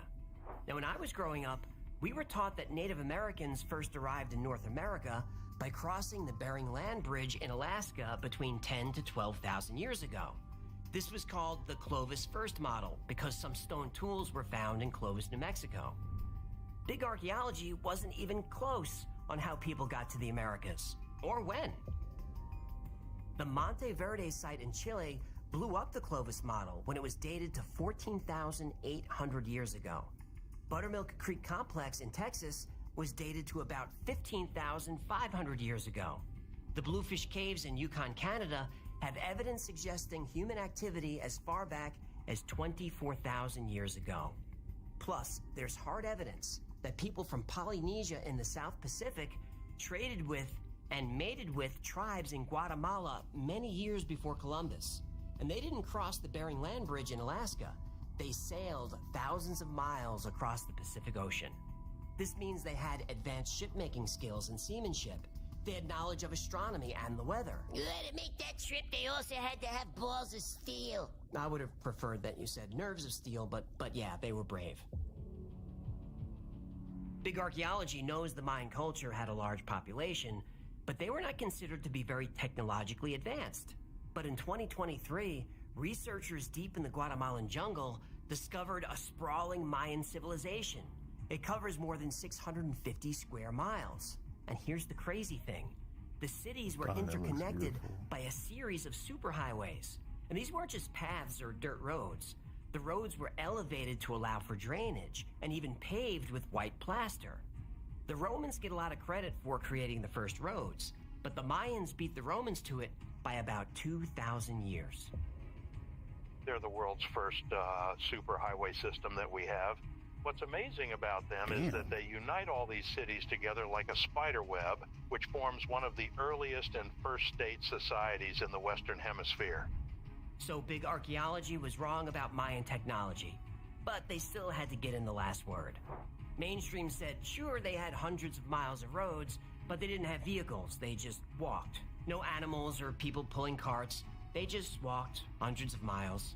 Big archaeology said this is because the Mayans didn't discover the wheel. But Mayan toys have been discovered that have wheels. Big archaeology says the Mayans never thought to scale them up to put them on carts. How do we know this? Big archaeology says we know this because we haven't discovered the carts. Oh.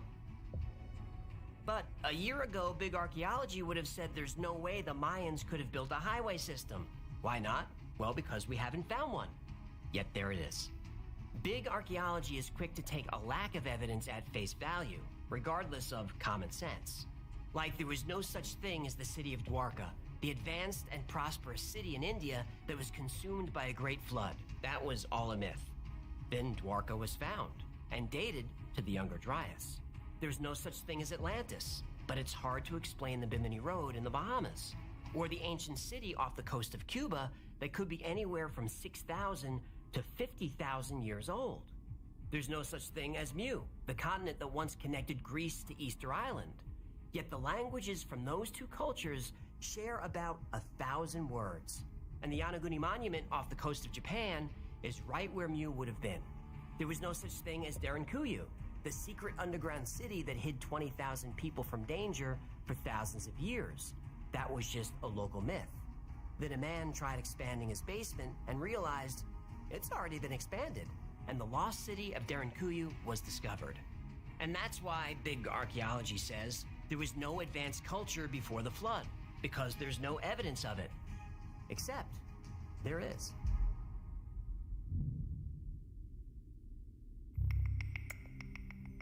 Every culture has a flood myth. Long before Noah built the Ark, a great flood turned up in Mesopotamia in the Epic of Gilgamesh. The ancient Sumerians, Egyptians, Greeks, Hindus, they all have a legend of a deluge that wiped the earth clean. The flood myth really is worldwide. The Norse have their own version of the Noah's Ark story. The Inca, the Aztec, tribes across America, Japanese, Chinese, Hawaiian, Australian Aboriginal. This is just to name a few, the list is much longer. Now, the legends vary, but they're all basically the same plot. People are misbehaving, so a flood is sent to wipe them out and start over with a few survivors. Now, I don't know about the misbehaving part, but we're pretty sure the flood really happened. But some of the flood legends have a twist.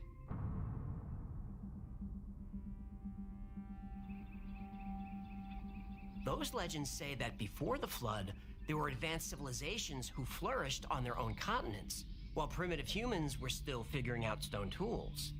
Atlantis was a powerful and advanced island nation. It was larger than Asia and ruled by the descendants of gods. Atlantis was prosperous and technologically advanced, but the people became corrupt, prompting the gods to sink the island into the ocean in a single day and night of catastrophic earthquakes and floods. Lemuria was a huge continent in the Pacific Ocean. Lemuria was home to a spiritually advanced civilization that was sometimes ally and sometimes enemy of Atlantis. And then there was Mu. Mu is a continent either in the Pacific Ocean or Indian Ocean. It was once inhabited by an advanced civilization. The survivors of Mu brought their wisdom and began the civilizations of ancient Egypt and the Maya. Atlantis, Lemuria, and Mu are all similar stories in that they were highly advanced civilizations. All existed around 9600 BC, all destroyed by a great flood.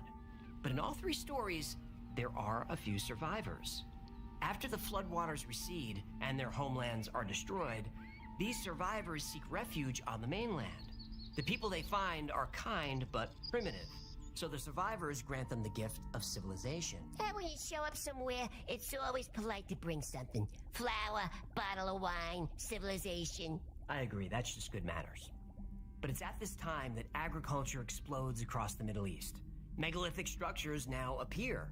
Complex cities emerge, all seemingly overnight. In Hindu, Matsya takes the form of a fish and guides King Manu to reestablish civilization. In Mesopotamia, Oannes emerged from the sea as half man, half fish. A merman? Yep. Hey, ask him if he has a sister, will ya? Oannes teaches the Sumerians agriculture, writing, law, and all knowledge crucial for civilization. Quetzalcoatl, also associated with water, brought civilization to the Aztecs. In Egyptian, Polynesian, Japanese, Chinese, Norse, Hawaiian, Native American, there's a godlike teacher who comes from the sea to help restart civilization. And these saviors or teachers or whatever you want to call them, they all appear after the Great Flood at the end of the Younger Dryas. And they all transfer wisdom and knowledge to the primitive people that they meet and restart civilization. And there's more evidence. The cultures around the world seem to have been given the same knowledge. For example, Sirius is the brightest star in the sky. Every culture knows about it, but every culture, new and old, refers to Sirius as a dog or a wolf. In ancient Iraq, Sirius was called the dog star that leads. In China, it was known as the heavenly wolf. Assyrians and Akkadians knew Sirius as the dog of the sun. And in North America, native tribes used largely canine terminology, like dog that follows mountain sheep or wolf star when referring to Sirius. Most cultures holding a reverence for the brightest star in the sky is understandable, but all of them referring to the same star as a dog or a wolf? That seems like a big coincidence. We don't believe in those. We don't. And then, seemingly out of nowhere, Bangkoklu Tarla, a bustling city, appears in Turkey. Karahan Tepe, with its homes and halls and magnificent art, appears. And Göbekli Tepe is built, an entire complex dedicated to the star Sirius. And within the complex, 10-ton stone pillars that tell the story of man, the fire from the sky, the flood that swallows the earth, and of civilization given a second chance. The pillars also offer a warning for future generations. For us, all that has happened before will happen again. The builders gave us symbols on stones and told us to watch the sky. They showed us the constellations to study. They gave us the exact date of the last disaster so we could prepare for the next one, because there's always a next one. The images carved in the stone pillars could be a guide to ensure humanity's survival. But if all that's true, why was it all intentionally buried? Around 10,000 years ago, the people of Göbekli Tepe took up a massive project. They filled in the entire compound with stone and debris. Then they covered it with earth and mud to make it seem like it was never there. There are two theories for why they did this. One, to preserve it, or two, to hide it.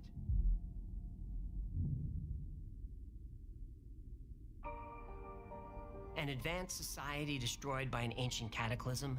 The survivors venture out into the world, spreading wisdom and knowledge and sowing the seeds of civilization. Then, in an instant, agriculture explodes, cities are born, and a new era of man begins. Just not the first era of man. Not only is this a great story, it's one of my favorite stories. I read Graham Hancock's book, Fingerprints of the Gods, in the 1990s, and I was hooked. I've been an ancient civilization junkie ever since. But is it true?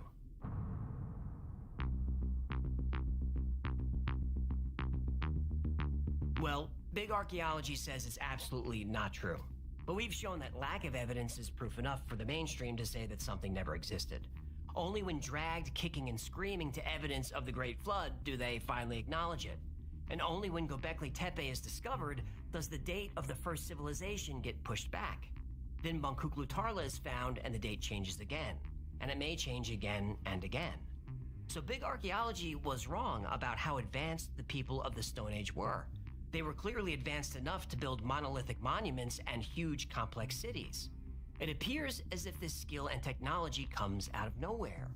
We don't see older, smaller structures that show an evolution of technology that leads to something as magnificent as Göbekli Tepe. The technology just appeared. And it appeared at the end of the Younger Dryas, after the Great Flood. So it must be a transfer of technology from survivors of an ancient society whose civilization was lost beneath the waves. But let's be fair. There was an evolution of technology leading to Göbekli Tepe. Natufian culture existed in the same area about 15,000 years ago. They were unusual in that they settled the area permanently. There's evidence of cemeteries, architecture, food production, animal domestication, and burials with elaborate mortuary treatments. The Natufians built organized stone structures decorated with art. This is 2,000 years before Göbekli Tepe. Aya Malaha was a Natufian settlement built around 12,000 years ago. They too used circular structures like those found at Göbekli Tepe. Pre-Natufian culture goes back to 23,000 years ago. Now, it's rare to find evidence of this culture, but it's not impossible. There are engravings, ornaments, and beads that are older than Göbekli Tepe, thousands of years older. The monoliths at Göbekli Tepe are impressive, but the Natufians also created huge slabs of decorated limestone. Not as elaborate, but they were made with skill and craftsmanship. Kortik Tepe is another mound discovered in the Anatolia area of Turkey. Found there are pieces of very elaborate pottery, carvings, jewelry, tools, and fishing hooks. Kortik Tepe has been dated from 12,400 years ago to 11,700 years ago. So not only older than Göbekli Tepe, this settlement existed during the cold snap of the Younger Dryas. Now, it is worth noting that Kortik Tepe disappears around the time of the flood. But before the flood, people lived there for 1,000 years. So there is evidence of an evolution of technology, not just with jewelry and engraving, but even building large monoliths, all thousands of years before Göbekli Tepe.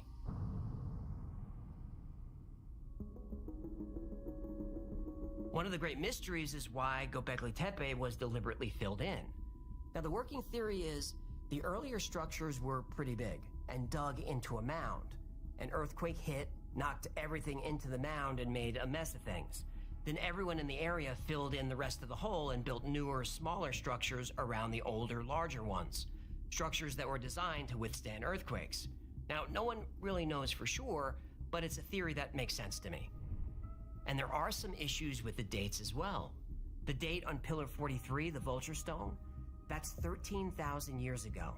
That doesn't line up with the end of the Younger Dryas, so it's not describing the Great Flood. But that date does line up with the beginning of the Younger Dryas. Was there an impact at that time too? Well, there probably was. It's believed that the abrupt cooling 13,000 years ago was caused by a series of events that happened at the same time. There are ice core samples that show an impact 12,887 years ago, and that date is accurate within 5 years. And this happened at the same time as a large volcanic eruption in Germany.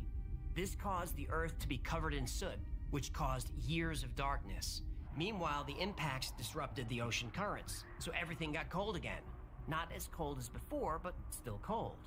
Then about 1,000 years later, another event, maybe another impact, maybe a massive solar event. We don't really know for sure, but something did happen to warm the Earth and melt the ice caps really fast. We do have evidence of cultures that existed before, during, and after the Younger Dryas. Now, did we debunk the idea of an advanced culture before that? Absolutely not. I'm just trying to give you the full picture. There absolutely could have been someone else here long ago. And we've talked before about how it would take only about 10,000 years before all evidence of the human race is gone. But here's the thing about that number. Civilization disappearing in 10,000 years assumes the Earth is peaceful. If one of these years the Taurid meteor shower threw a rock at us, like it did during the Younger Dryas, well, it wouldn't take 10,000 years to erase our civilization. We'd be gone in a day.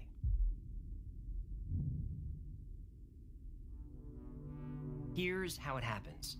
It's a brisk November evening. Maybe this year, maybe 20 years from now. It doesn't matter. Every November, the Earth passes through the Taurid meteor cloud, and the Earth's sky lights up.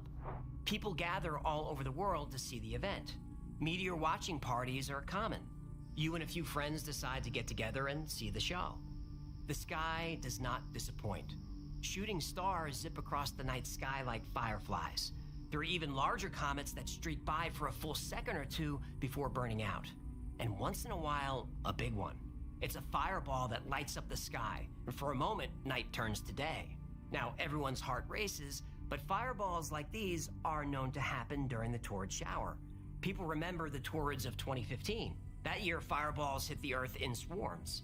In 2020, a Taurid fireball exploded over Japan that sounded like a bomb going off. That one set off car alarms for miles.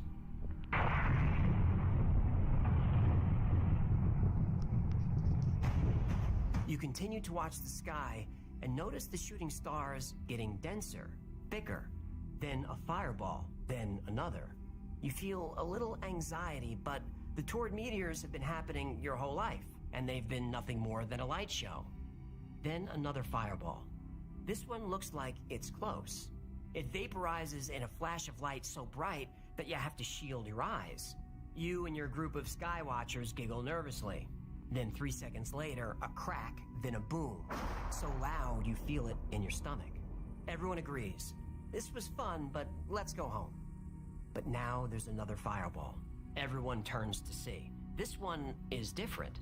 It's not really streaking across the sky, it's expanding somehow. No, it's not expanding, it's coming closer. It comes closer and closer, and there's no way to tell how big it is. From where you're standing, it's like a mountain made of fire. Just as panic sets in, it disappears somewhere over the horizon. You let out a deep sigh. You didn't realize it, but for the past 30 seconds, you've been holding your breath. You and your group are now frantically gathering your belongings. That was more than enough excitement for one evening. You even ask yourself if you even want to do this again next year. But that question has already been answered for you. You just didn't know it yet.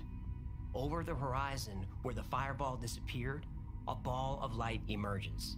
Everything is lit up like the day. No, brighter than that. It's so bright, everything is just white. The ball of white light grows larger and larger, and you feel something deep in your brain. That part of your brain that evolved 2 million years ago, that lizard brain. It sends you a single message. Run. You run.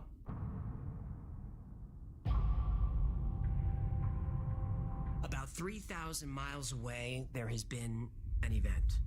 The meteor hits and vaporizes everything around the impact point for miles. Water, rock, cities, all vanish. Then the shockwaves start. Earthquakes radiate out from the impact point over and over again as the Earth reverberates like a bell. These earthquakes move faster than the speed of sound. They're so powerful, they disrupt the tectonic plates of the Earth. That sets off a chain reaction of earthquakes and volcanoes across every major fault line. Forget LA and San Francisco. The San Andreas will either eat or burn the entire California coast. Then you've got the Cascadia subduction zone in the Pacific Northwest. The Hayward Fault, the Calaveras Fault, the Garlock, the Wasatch, they all erupt. From western Canada to Baja, Mexico is leveled. Everything within 20 miles of the coast crumbles into the sea. Then the shock waves roll back around the planet again, and again, and again. The biggest fault system in the United States is the New Madrid seismic zone. The most powerful earthquakes in U.S. history have come from here. When that fault goes, say goodbye to Chicago, Indianapolis, St. Louis, and down to New Orleans. All gone, crumbled, on fire, or underwater. The New Madrid fault connects to the Ramapo fault in the east and sets it off like a fuse. Ramapo extends through Pennsylvania, New York, and New Jersey. Then the Charleston Fault in South Carolina goes next. From Boston to Seattle, from Maine to Miami, and everything in between, earthquakes rock the country over and over again. And this is happening everywhere in the world. Then comes the wind. A Category 5 hurricane has wind speeds of 150 to 160 miles per hour. A Cat 5 hurricane is going to seem like a gentle afternoon. Rushing around the planet is a storm with winds over 1,000 miles per hour. This is called the air blast. Anything wooden is gone. Cars, boats, people, all gone. Only the sturdiest stone structures could survive the wind. But most stone structures have already been turned to rubble by the earthquakes. In some places, the wind lasts for 16 hours. And within the wind is everything.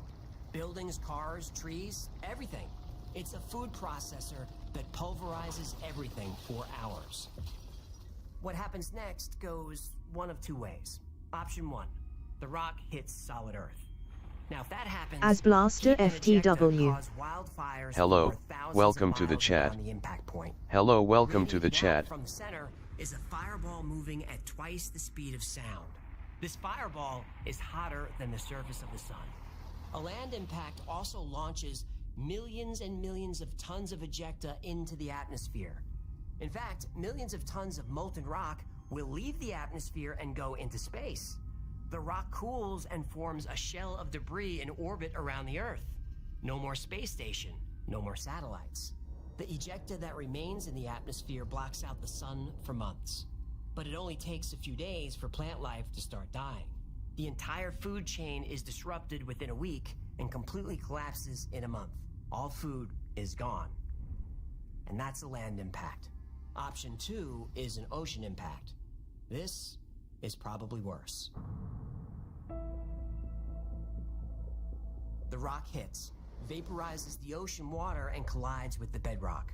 The earthquakes begin like before, but what's really dramatic is the tsunami. But it's much more than a tsunami, more than a mega tsunami. What this is, there's really no name for it. A wall of water rises about 1.5 miles in the air. The water would be higher than the clouds if there were clouds. The shock waves and air blast dissipated all the clouds, leaving only dark streaks of smoke that turn the sky blood red. The wall of water extends in all directions. It moves at 500 miles per hour. By the time it makes landfall, it's even higher.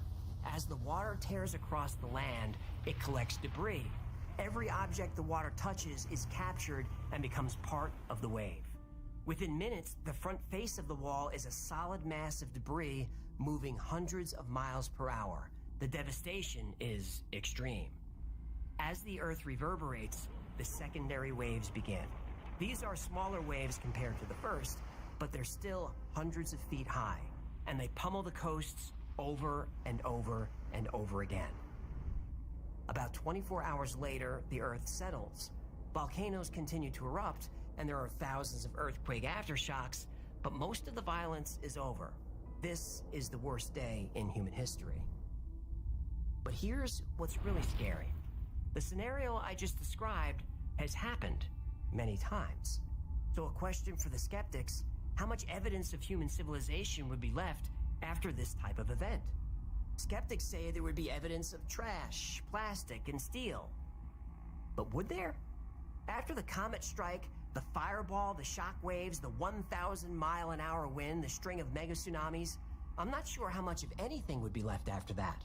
Now, you would think that this event would leave a mess of debris across the landscape, but it would be nothing like that. The land would be pristine. Well, pristine in a way. From horizon to horizon is mud. Nothing but mud.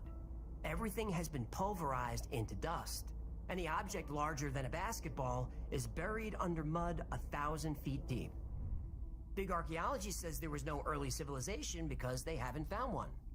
Or maybe they just haven't dug deep enough.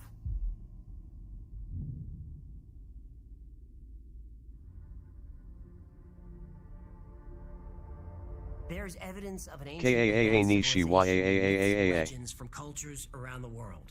Not just evidence that a civilization was here, but also how it was destroyed. The Book of Revelation describes events that could be interpreted as impacts. And I beheld when he had opened the 6th seal, and lo, there was a great earthquake, and the sun became black as sackcloth of hair, and the moon became as blood, and the stars of heaven fell unto the earth, even as a fig tree casteth her untimely figs when she is shaken of a mighty wind. And the heaven departed as a scroll when it is rolled together, and every mountain and island were moved out of their places. Revelation 6. That sounds exactly like the impact I described earlier. The stars fall to the earth, the darkness, the mighty wind, and earthquakes strong enough to move mountains. In Indian texts, the Vedas and the Mahabharata, they contain descriptions of celestial I thought you events had and to worry weapons more about that have been Godzilla than interpreted biblical as tales. comet or meteor impacts. Gigantic elephants burnt by that weapon fell all around, uttering fierce cries loud as those of the clouds. Other huge elephants, scorched by that fire, ran hither and thither, and roared aloud in fear, as if in the midst of a forest conflagration. Mahabharata, Book 7. That sounds like molten ejecta hitting the earth and setting everything on fire, just like we'd expect. The Lascaux caves in France are some of the most famous cave art ever found. One drawing called the Shaft Scene features a dying man and several animals. Researchers now say this describes a comet strike around 15,200 BC. Petroglyphs all over the world depict celestial objects with multiple tails. These have been suggested to represent the Taurid meteor swarm. This petroglyph from Forsyth County, Georgia is a star map. It suggests a comet impact event in 536 AD. Ice core samples from Greenland confirm an impact sometime between 533 and 540. That impact had global ramifications and cooled the Earth over 5 degrees. There are more examples of impacts, and these are just the most obvious ones. And notice that they're not all from thousands of years ago. Some are from just hundreds of years ago. The Tunguska event in 1908 is thought to be a Taurid meteor that strayed from the debris field. These impacts happen periodically, and they usually happen in the autumn when we cross the Taurid debris field. And maybe that's the story being told on the Vulture Stone at Göbekli Tepe. Not the story of what happened in the past, but the potential danger we face right now. The Taurid comets come every year, September to November. This year, the Taurid comets peak on November 6th. You can see them for yourself. Now, sure, most of them look like shooting stars, but some of them are fireballs that light up the entire sky. Now, why does big archaeology and every world government discount this story? Because there's not a thing they can do about it. Every time we pass through the Taurid comet cloud, we're playing Russian roulette. Every year, a new spin of the chamber, a new pull of the trigger. Now, chances are, when we pull the trigger, all we hear is a click. But there are objects in the Taurid cloud that are a mile wide. So even though the chance is small, there is a chance, a real chance, that one of those objects will find its way to us. And when that happens, our civilization ends once again. And there will be only a handful of survivors, the few people lucky enough to hide in mountain caves. And maybe those survivors will create cave paintings or rock carvings describing this world-ending event. However they do it, they'll want to tell our story, and it's an important one. Every year we take our chance with the Taurids. One year we're gonna lose. Then the only thing left of us, our entire civilization, will be one more very short story.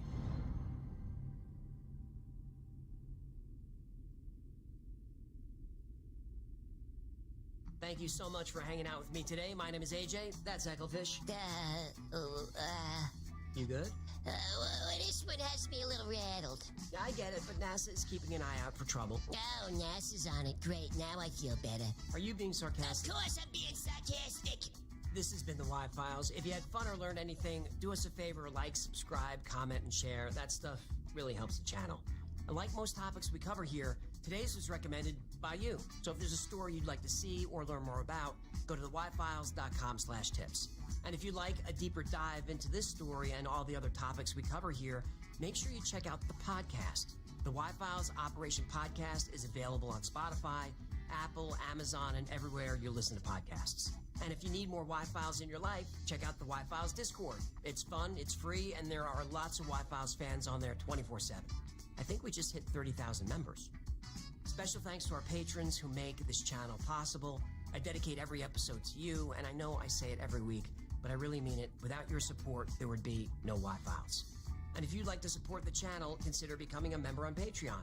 For as little as $3 a month, you get access to all kinds of perks, like you see the videos early without commercials, you get special access on Discord, you get early access to fun products like the Hecklefish Talking Plushie, and you get 2 private live streams a week just for you. Another great way to support the channel is grab something from the Wi-Fi store. Grab yourself a Hecklefish coffee mug, and then you can stick your fist in, and then you pour yourself a delicious beverage, and then grab yourself a Hecklefish t-shirt, and wrap that around your head like a turban, and then you get yourself a Hecklefish tugging plushy fish and tugging animal fish toy. That's gonna do it. Until next time, be safe, be kind, and know that you are appreciated.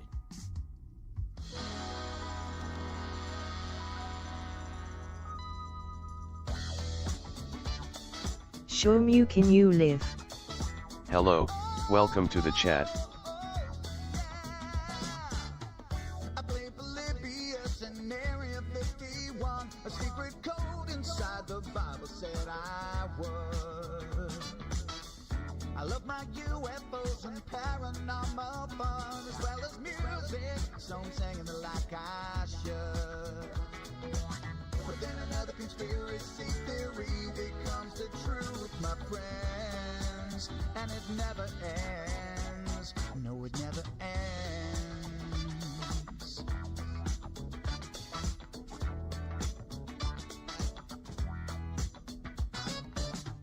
I feel the crap got stuck inside Mel's hole with MK Ultra, of being only too aware.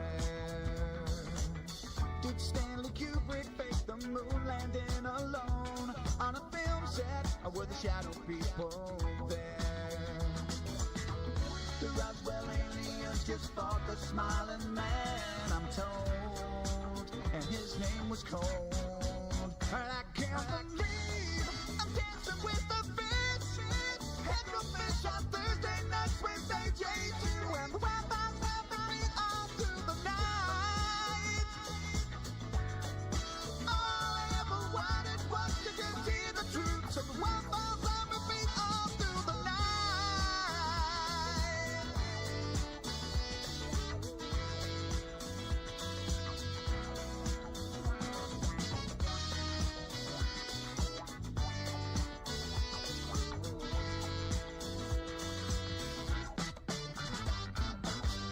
The Mothman sightings and the solar storm still come to Agatha, the secret city underground. Mysterious number stations, planet Earth 02, Project Stargate, and what the Dark Watchers found. We're in a simulation, don't you worry though. Want to see more?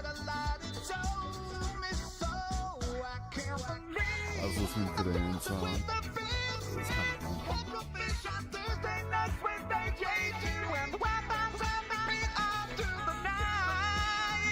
I could probably do like one more, then I have to go get ready for work. Unfortunately.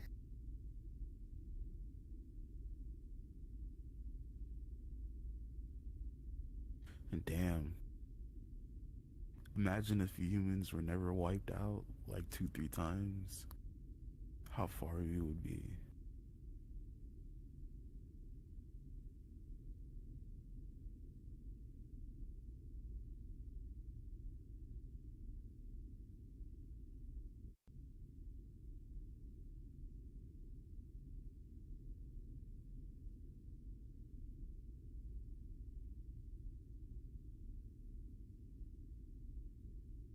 This episode of the Y-Files is brought to you by Huel.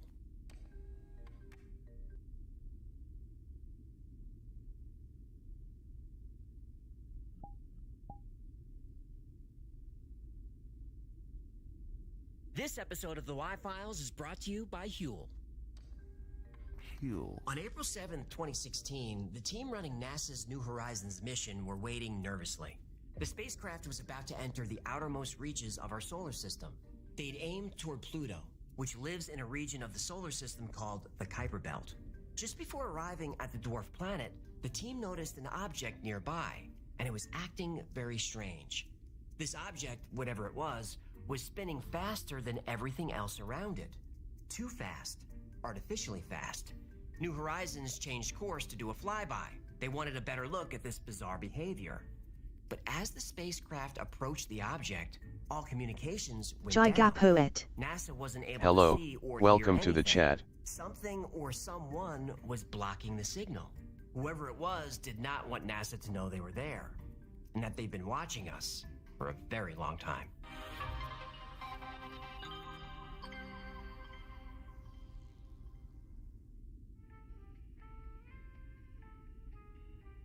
Human, perfect. Look, I need your help. No, hi, how are ya? Oh, I'm sorry. How rude of me. Hi, how are you? Are you having a good day? Everything good with you? Well, I'm having a pretty good day. About to have some lunch. How about you? I told you I need your help. This is an emergency. Okay, what's going on? Well, this month is my turn to host my Pinochle group.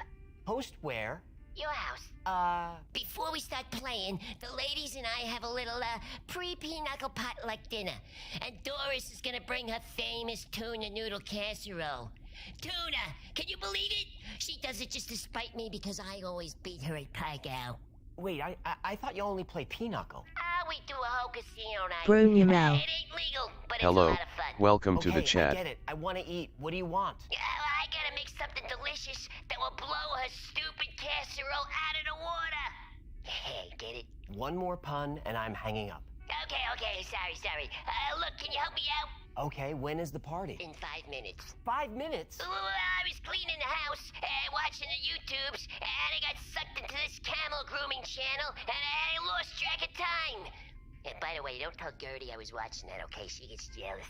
Okay, well, I have something delicious, nutritious, you can make fast, and it's totally plant-based. Plant-based, perfect. I'll show that Doris we don't need to add fish to a meal to make it amazing. Well, look in the pantry. There's another bag of Huel Hot and Savory. You'll thank me later. Oh, is this today's sponsor? As a matter of fact, it is. Huel Hot and Savory makes nutrition a whole lot easier. It's a balanced, plant-based meal with 27 vitamins and minerals. It's high in protein, low in sugar and salt, and an easy source of fiber. I'm just getting ready to eat the Cajun pasta. It tastes great, and it's an easy, affordable way to have a quick, delicious meal. Oh, Cajun pasta is perfect. It'll be my pre-pinochle potluck pasta perfection. Well, great. Now go to my.huel.com/theYFilesOctober and get your own. With your first order, you get free shipping, a free Huel t-shirt, and a Get Started guide. That's my.huel.com/theYFilesOctober. Yep. Great. I'll do it as soon as Welcome, ladies. The tables are set up on the lanai, and the mariachi band starts in 15. Don't rush home. These ladies, they like to party. Did you say mariachi?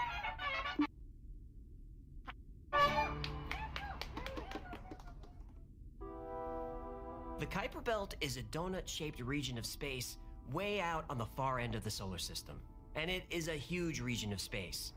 Its inner edge begins at the orbit of Neptune, at about 30 AU from the Sun. Now, 1 AU, or astronomical unit, is the distance from the Earth to the Sun. So the inner edge of the Kuiper Belt is about 2.8 billion miles from the Sun. Then it extends for about another 4.5 billion miles. Now, beyond the Kuiper Belt is a structure called the Oort cloud, and that place is way farther, much bigger, and really strange. We'll cover the Oort cloud in another episode.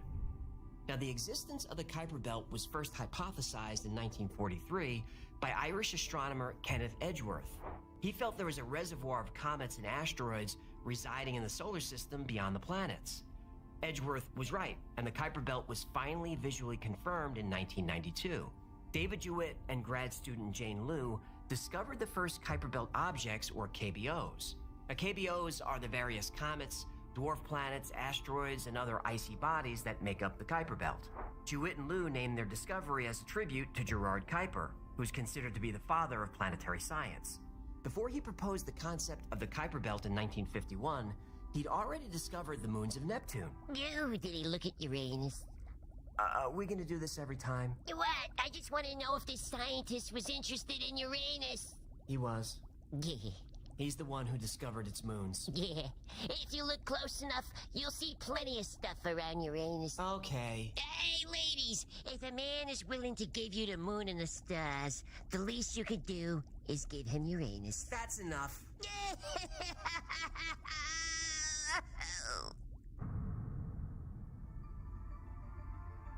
We've been aware of the Kuiper Belt for a long time, but didn't realize it.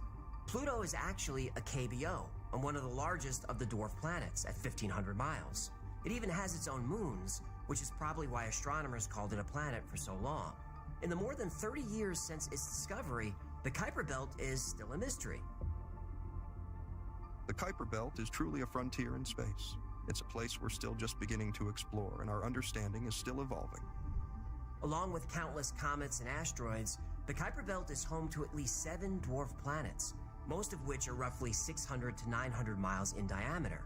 Eris, discovered in 2005, is the most massive object found so far, and new KBOs are discovered all the time. Now, most of the objects found in the Kuiper Belt are easy to explain. They're easy to identify, and they're easy to track. But there are things in the Kuiper Belt that don't act like science says they should. They're unpredictable, they're unnatural, and some would say they seem almost intentional. These Kuiper Belt objects challenge our understanding of the solar system, and whether we're the only ones here.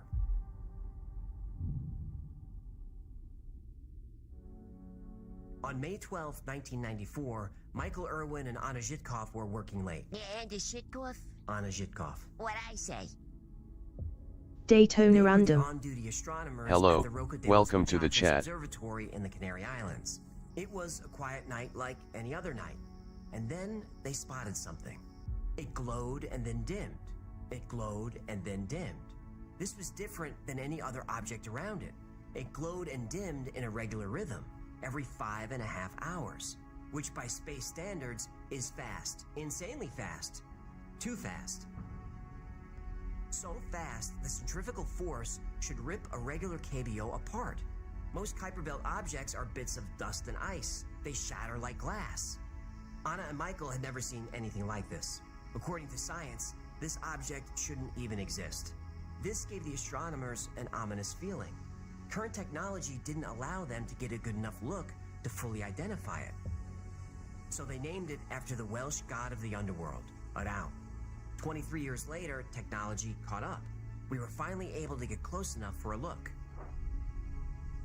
In April 2016, NASA's New Horizons mission reached the Kuiper Belt. Next stop, Arawn. It was on the way to Pluto, the perfect flyby opportunity to answer a decades-old question.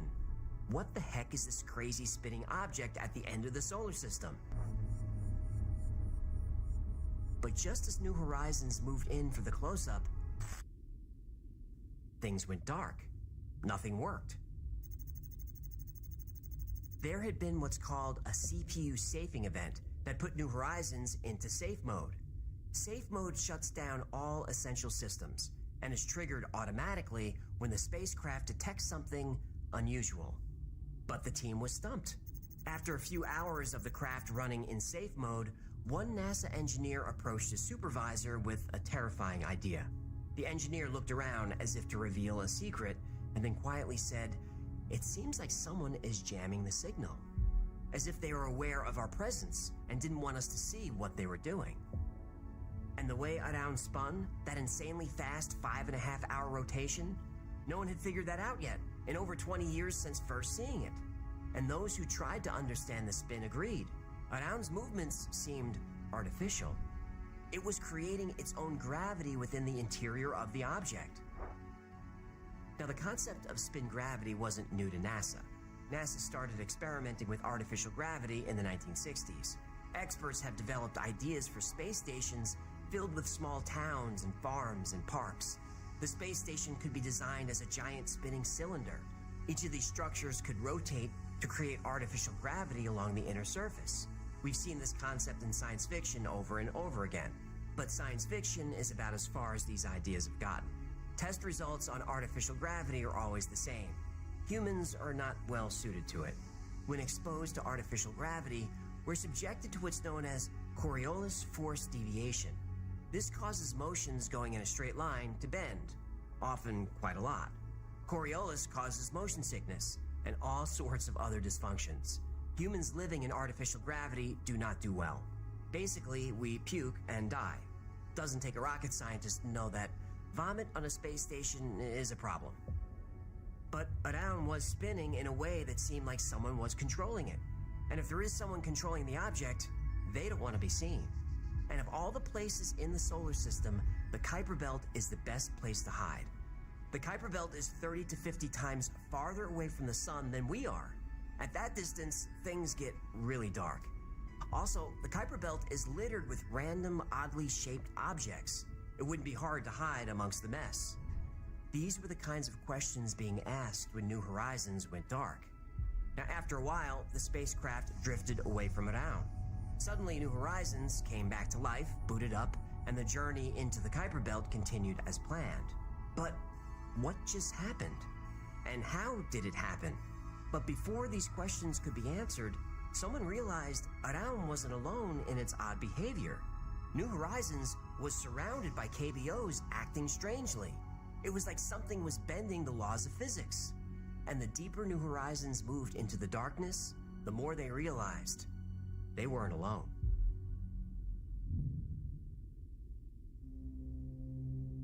According to the Nemesis theory, we live in a two-star or binary solar system. Our sun, the only star we can see, has a companion star, a brown dwarf residing deep in the Kuiper Belt.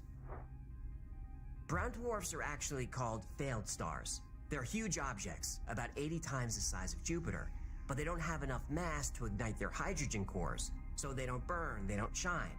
But in the depths of the Kuiper Belt, a brown dwarf would be invisible.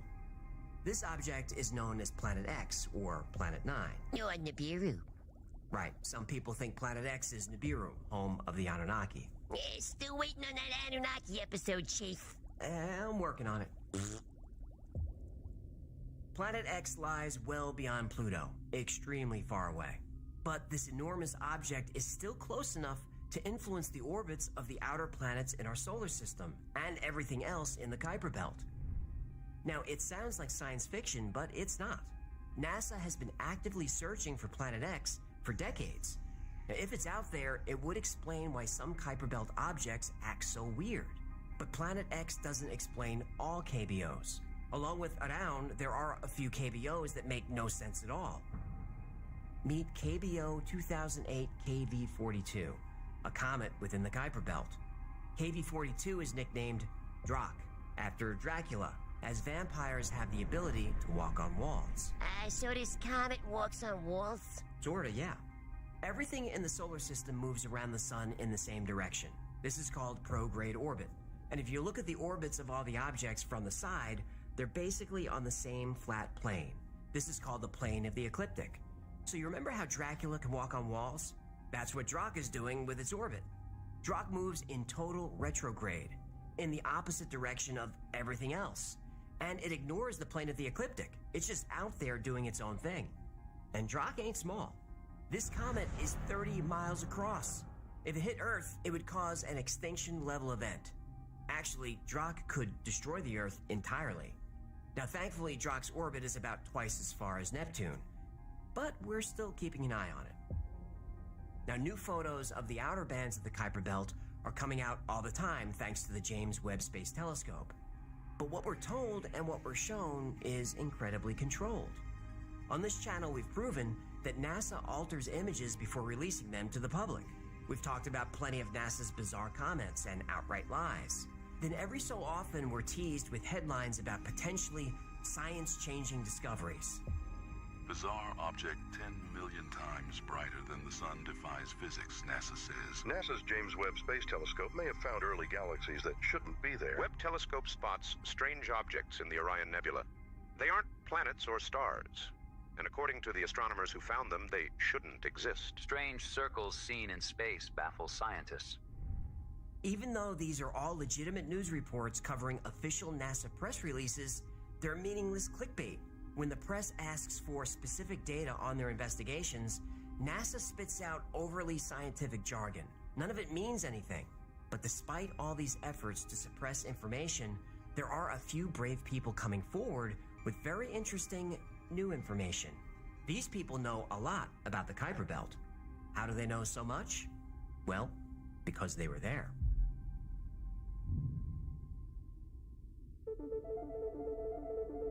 Rebecca Rose was only 4 years old the first time it happened.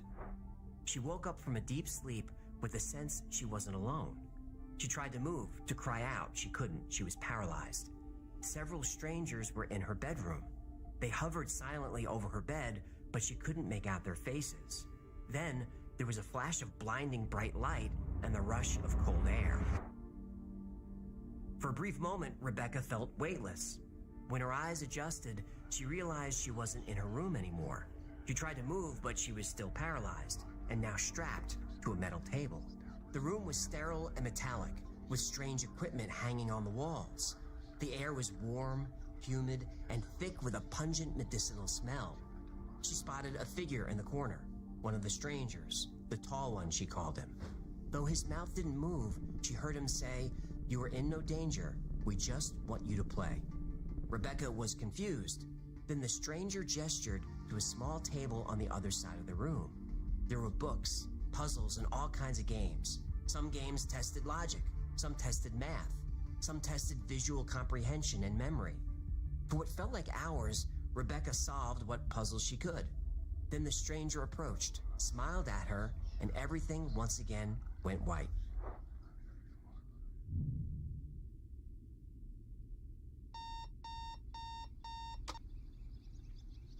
Rebecca opened her eyes and saw she was back in bed, and just in time for school.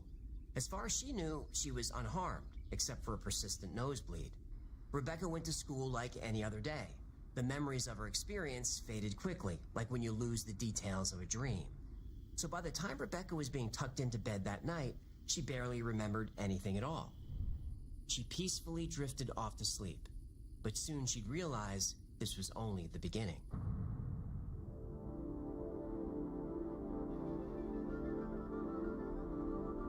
The strangers kept coming back, night after night, and Rebecca would take tests and solve puzzles, night after night. As these experiences became more routine, and as she got older, Rebecca was able to learn more about what was happening to her. First, her playroom, or whatever you'd call it, is on a base on the moon. From her window, she could see a sprawling complex of buildings built into the familiar white cratered landscape. And eventually, Rebecca realized the strangers weren't human. She was being abducted by aliens of many different races. She saw mantids who resembled large praying mantises. She mostly saw aliens that we would call Greys. During one of her sessions, the Greys activated Rebecca's psychic abilities. All humans have this gift, but very few of us have access to it. The puzzles and tests Rebecca had been taking over the years were actually a psychic training program to teach Rebecca how to access and control her psychic abilities. Once Rebecca became skilled in telepathy, she was forced to telepathically interface with beings who were being held captive on the base. Some of the beings looked human, others didn't, but she was able to feel that they were all sentient and aware of what was happening to them, and she could sense they were all terrified. Through the telepathic interface, Rebecca extracted DNA samples. For what purpose, she didn't know, and she didn't ask. After 4 years of intense training, Rebecca was summoned to a meeting. She saw mantids and Greys, but she also saw men dressed in military uniforms. They sat her down and said, "Rebecca, your training is over. You're ready." Rebecca asked, "Ready for what?"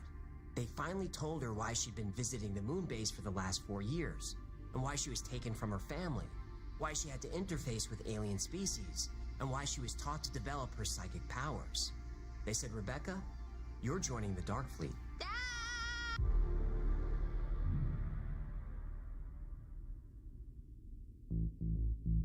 After her training, 9-year-old Rebecca Rose was taken from her home for the last time.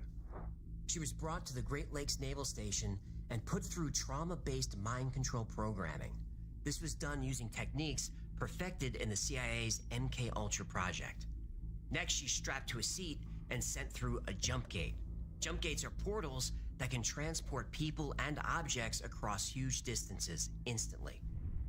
Rebecca would now begin her 20-year mission, and so she jumped.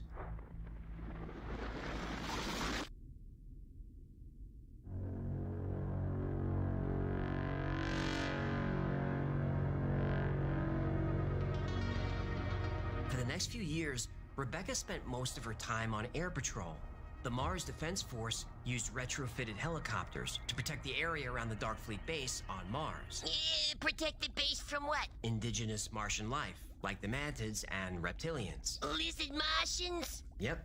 primary mission was to protect the base, but if she could capture an alien to acquire its technology, that would be even better. Oh, it's very hard to snatch a lizard Martian. They're crafty. Well, that may be true, but Rebecca was given cybernetic enhancements to turn her into a super soldier. Enhancements focused on optimizing physiology, enhancing psychic abilities, increasing durability and combat effectiveness. She also had advanced armor and weapon systems directly integrated with her body and her cybernetic technology. This is one tough broad. She was. Because of her cybernetic systems and enhanced abilities, Rebecca was an extremely valuable asset to the Mars Defense Force. Maybe too valuable. Wait, what do you mean? Toward the end of her 20-year tour, Rebecca was sold to the Draconians. Not the Draco.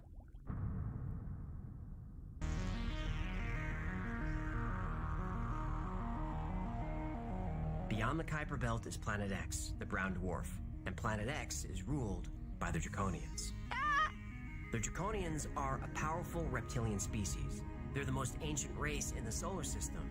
They control large bases and ships throughout and beyond the Kuiper Belt. And the Draconians are... What's this video about? First of all, LOL. they're intimidating to look at. Most Draco are over 20 feet tall with wings. They have the ability to paralyze people just by looking at them. Here's how another soldier described one. Without any warning whatsoever, we were all paralyzed. No one could even talk.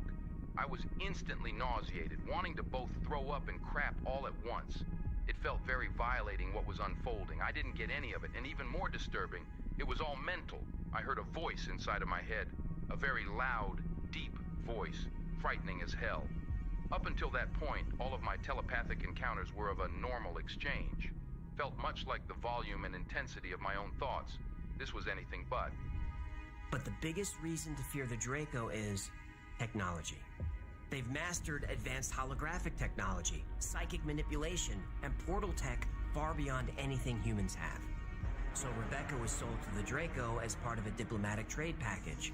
Basically, take our best soldiers and please don't kill us. Draconians use their advanced technology and psychic powers to dominate worlds through fear and force. They had built an empire as slave traders, and Planet X is their homeworld.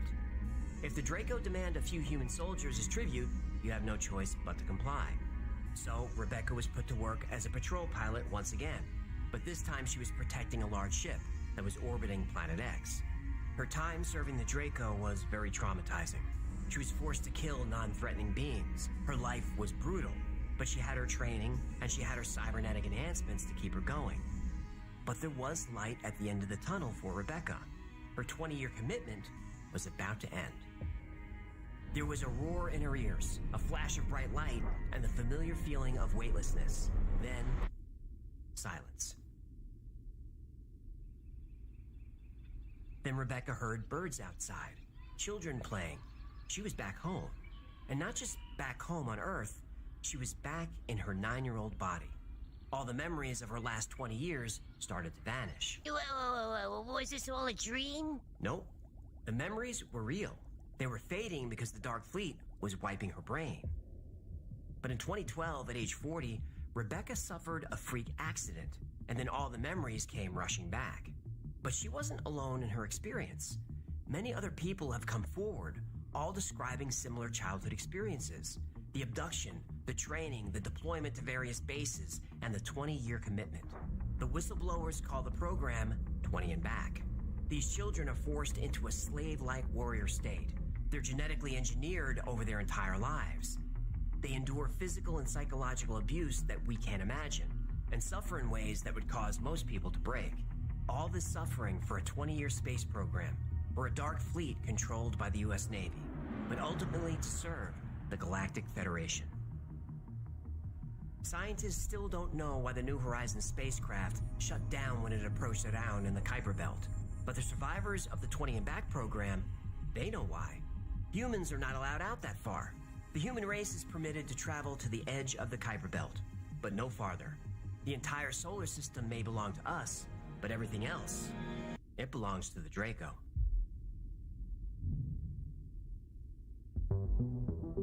There are many people who claim to be veterans of the 20 and Back Space Force program. It's a complex topic and deserves its own episode. So if you'd like to see that, let me know. But I will cover this in more detail on the podcast. So is the 20 and Back story or the Dark Fleet true? Probably not. Almost definitely not. It's hard to know for sure where the story started because there's a lot of drama around it. Most people believe it started with Corey Goode. Between the age of 16 and 17 years old, I was transported to the moon, and after 20 years, I was age regressed back in time and then returned to civilian life. He came on the scene around 2010 with the story of being recruited as a child into a secret space program. He made a big splash with the story and gained a large following. But he admits that some of the story is real and some is made up. What does it matter if it's real or not? I'm asking you whether it was dramatization or was it real? It's a real part of my dream or delusion, of whatever you want to call it. I created all of this. But which memories are real and which are not? He doesn't know. Some of these memories could be real, or they could be creation. I'm not exactly sure. If he can't tell which memories are real, then how are we supposed to know if any of this is true? Hey, by the way, that doesn't look like an interview. It's sort of an interview. He's being deposed by an attorney. Oh. Uh-oh. Yeah, Corey is suing people claiming that he owns the story about 20 and Back and the secret space program. If the story's true, how can you sue people over it? Like I said, the 20 and Back is my creation. It's a part of my intellectual property. Me creating it means it came out of me and that it is my story and it was never anywhere before. But it's possible Corey Goode didn't invent the story at all. Michael Relfi published a series of books called The Mars Records in the year 2000, long before Corey Goode showed up. And Relfi talks about child recruitment, psychic training, age regression, reptilians, and a lot of the same things in the 20 and Back story. And you might remember Al Bielek from a few of our other episodes. He also talked about age regression and being sent back in time for a mission. After I jumped off the Eldridge and went to the year 2137. Well, I thought you went to the year 1983, though. That was the last stop. But Corey says the story is his, and he's very protective of his intellectual property, especially the secret space program. He even tried to trademark that. Why couldn't someone else talk about their experience in the secret space program? As long as they don't talk about the stuff that I created based on my real IP here. It says I created a lot of the stuff. I created Dark Fleet. Dark Fleet didn't exist before I talked about it. And look, if you invented the story, by all means, trademark it. People will come in and they will say, oh, okay, I was in the secret space program too, and all of these things that Corey has talked about, I was a part of that too. Well, guess what? The stuff that I've talked about, some of it created out of my mind. But Bill Cooper was on CNN in 1992, and he was talking about a secret space program. Pluto was the application of that technology to our own secret space program, not the public space program. There are two different space programs. One is what the public gets to see, which is overseen by NASA, and the other one is a secret space program that nobody gets to see, which is really overseen by the Navy Department under specialized, compartmentalized black projects. So, lots of aspects of the story have been around for a long time. Here's how it seems to work. Every time someone new joins the 20 and Back bandwagon, they bring their own favorite sci-fi storyline. Then each person's story evolves, feeding off the other. But who knows, maybe Corey Goode is telling the truth. You can watch his deposition online and decide for yourself. True or not, it's a great story. TM. But aside from this one area, most of what we talked about within the Kuiper Belt is real. Kinda. Now, the object Adaun is weird, and I'll be grateful to never say that word again after today. Now, there are plenty of videos describing the comet and its behavior, but nobody has yet to explain it. And even though NASA did lose contact with New Horizons at one point in time, there's no official record of New Horizons breaking down while flying by Adaun in 2016. NASA says the New Horizons mission was an overall success, so it's unclear where the story about the total control blackout came from. There was a brief loss of communication on July 4th, 2015, 10 days before New Horizons was due to fly by Pluto, but they were down for an hour. All the other details came from a YouTube video. Never trust what you hear in a YouTube video. Oh, that's for sure. Now, Planet X probably is real, though NASA prefers to call it Planet 9. I prefer to call it Nibiru. In 2017, researchers agreed that data and computer models prove with almost 100% certainty a large, secret dark planet is lurking in the distant solar system. Although we were initially quite skeptical that this planet could exist, we've become increasingly convinced that it is out there. For the first time in over 150 years, there is solid evidence that the solar system's planetary census is incomplete. Drakh is also real. I don't know if it has anything to do with the draconian species who allegedly control the solar system, but Drakh does fly in retrograde. It's thought humans will one day turn the Kuiper Belt into a gas station, a stopping off point on our way to deep space. But for now, the Kuiper Belt is one giant mystery.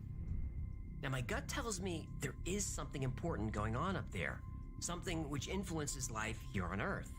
But there's no way to know for sure until we send spacecraft to the Kuiper Belt to see for ourselves. And maybe one day we'll do that. That is, if the Draco say it's okay.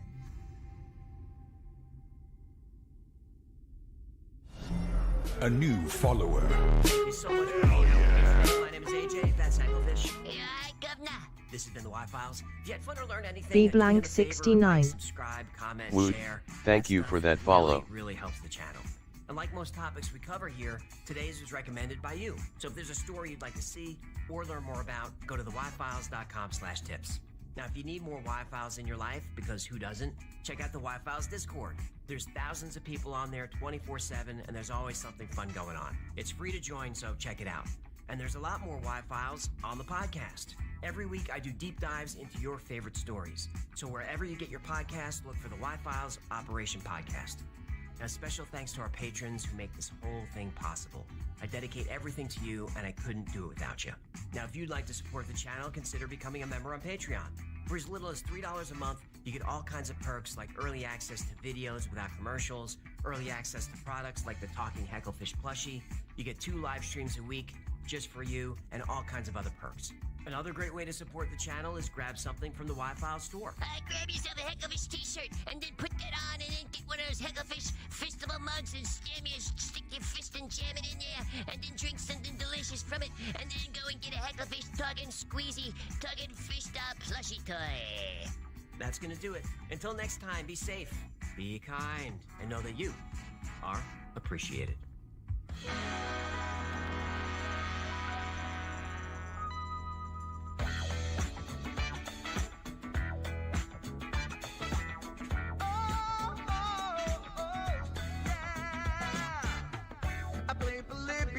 In Area 51, a secret code inside the Bible said I would.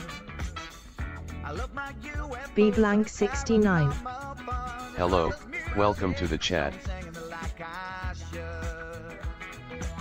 But then another conspiracy theory becomes the truth, my friends. And it never ends. No, it never ends.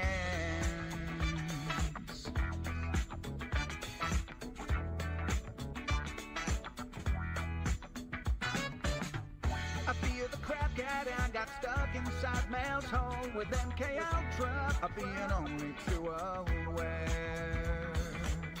Did Stanley Kubrick fake the moon landing alone on a film set, or were the shadow people there? The Roswell aliens just fought the smiling man, I'm told, and his name was Cold. And I can't believe I'm dancing with the Hecklefish on Thursday nights with AJ2 and the Wi-Fi's happening all through the night. All I ever wanted was to just hear the truth. So the Wi-Fi's beat all through the night.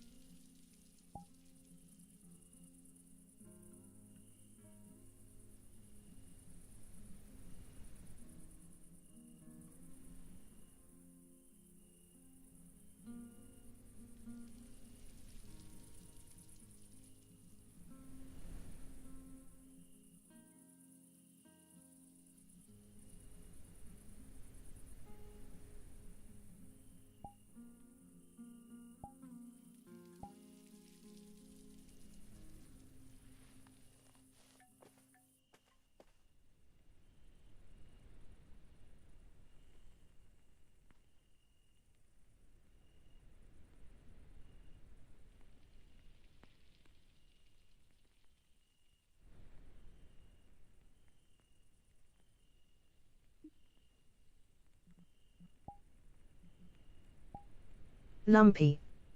Hello, welcome to the chat.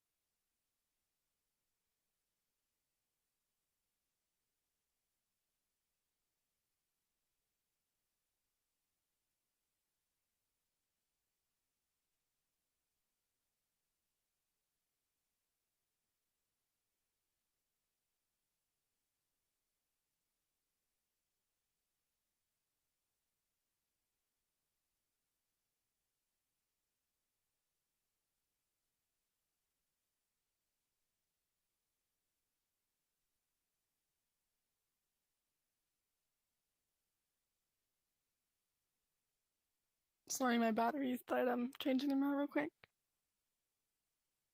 Hi, Suki.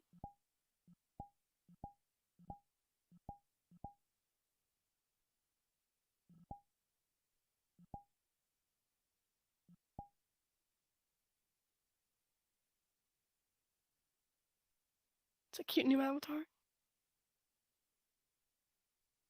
Yeah, okay.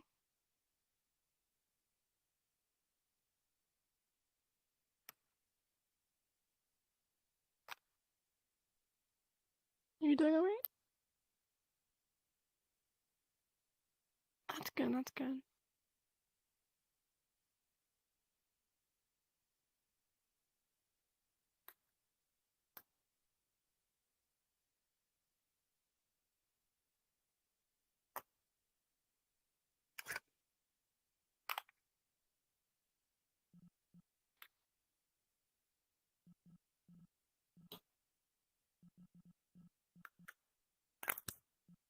Good night, Zook. And all in chat. Watching Twilight.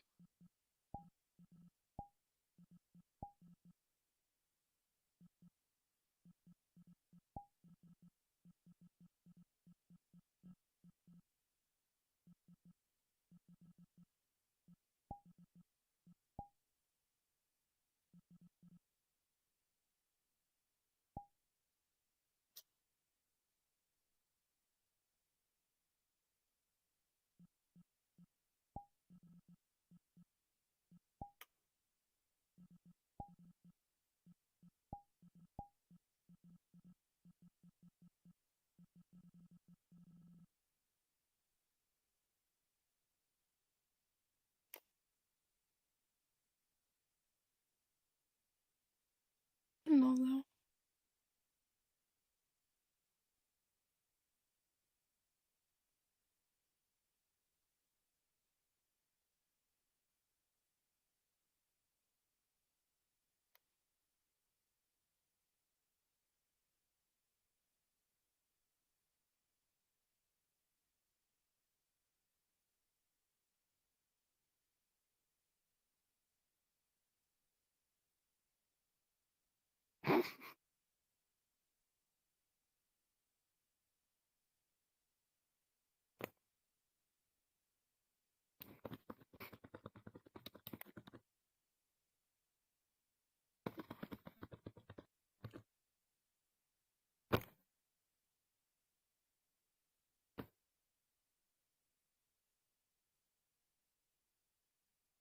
Victory.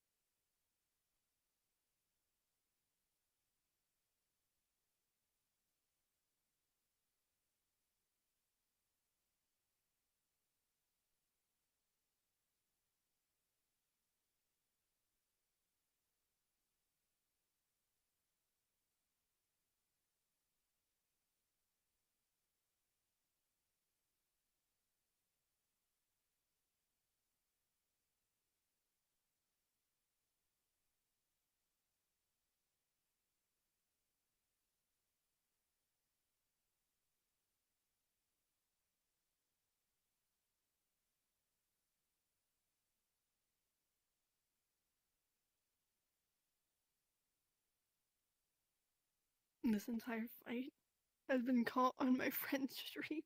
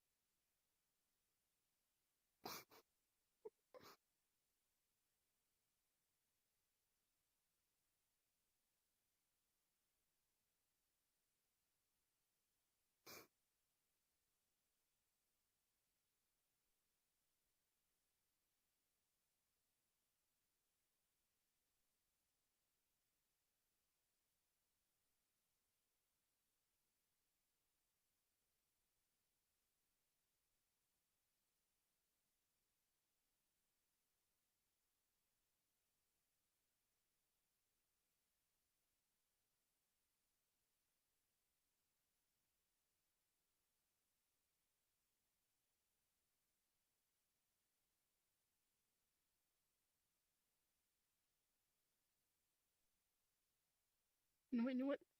Artsy Sinner. Hello, welcome to the chat. Get spit on. Get spit on. Ugh.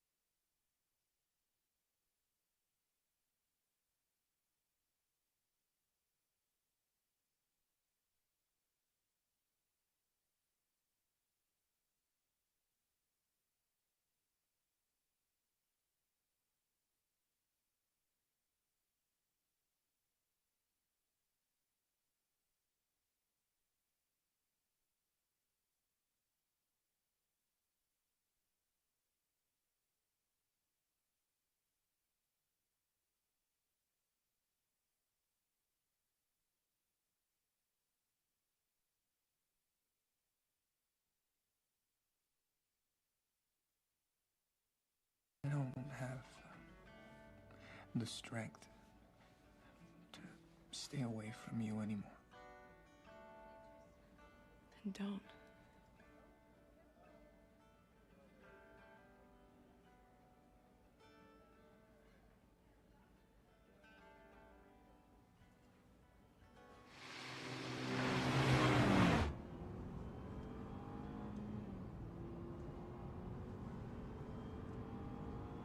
Okay, I think I'm warm enough now.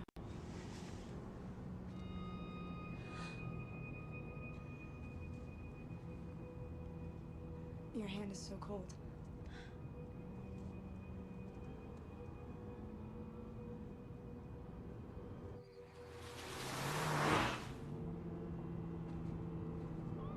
Whoa, what is going on? My dad's still here. Can you pull in? It's my father's car in the end. What is he doing here? Carla, what's going on? Wayland Ford was found in a boat out near his place. I just examined the body. He died? How? Animal attack. Was it the same one that got that security guard down in Mason? Most likely. Well, it's getting closer to town then. Bella, you should go inside. Wayland was your father's friend. Okay. I'll see you later.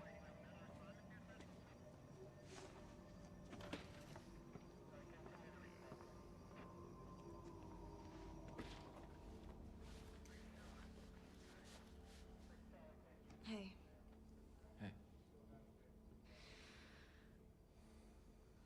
Dad, I'm really sorry.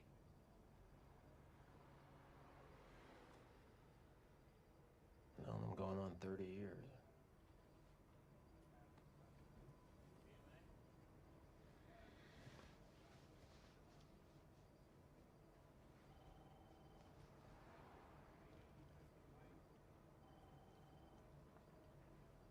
Don't worry, we're gonna find this thing. Meantime, I want you to carry this with you. I don't know. It'll give your old man some peace of mind.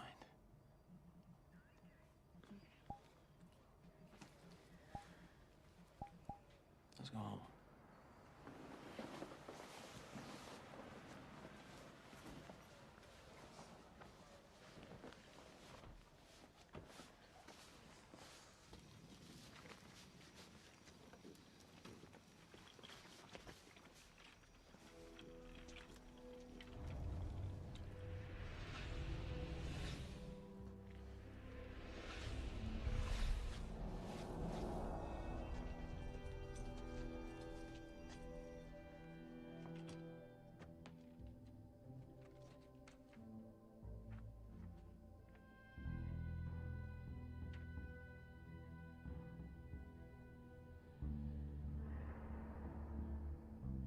Cold one.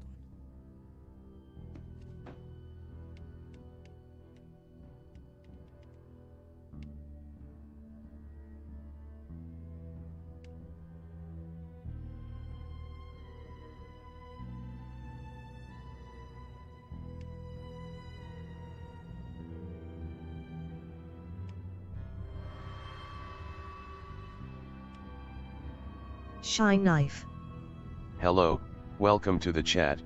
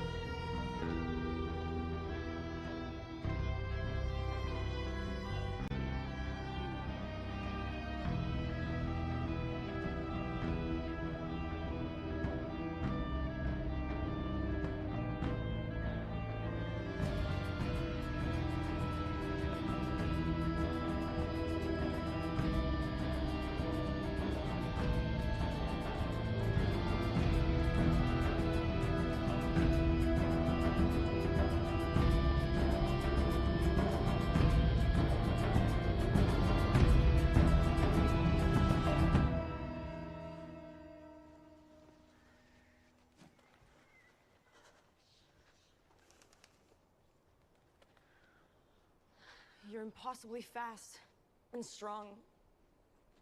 Your skin is pale white and ice cold. Your eyes change color. And sometimes you speak like you're from a different time. You never eat or drink anything. You don't go out in the sunlight. How old are you? 17. How long have you been 17? A while.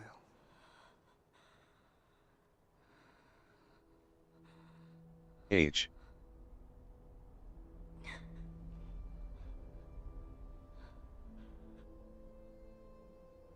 I know what you are. Say it. Out loud. Suk, hello, welcome to the chat. Say it.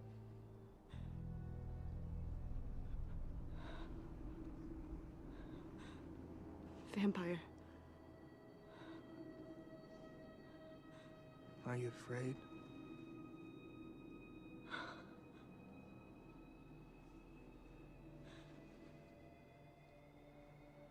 No. Then ask me the most basic question. What do we eat? You won't hurt me.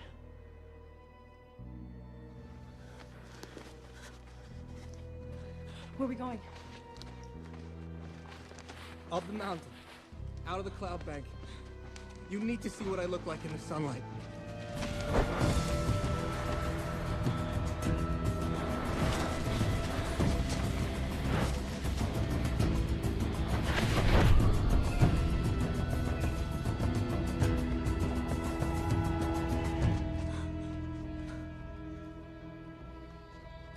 This is why we don't show ourselves in sunlight. People would know we're different.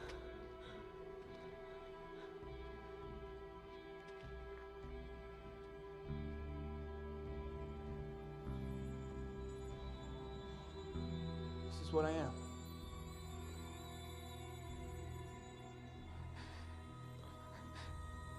It's like diamonds.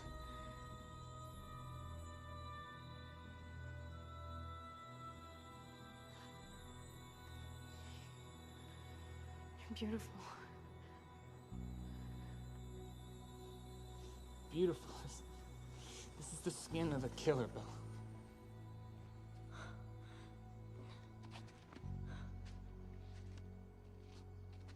I'm a killer. I don't believe that. It's because you believe a lie. It's camouflage. I'm the world's most dangerous predator. Everything about me invites you in. My voice, my face, even my smell. As if I would need any of that. As if you could outrun me!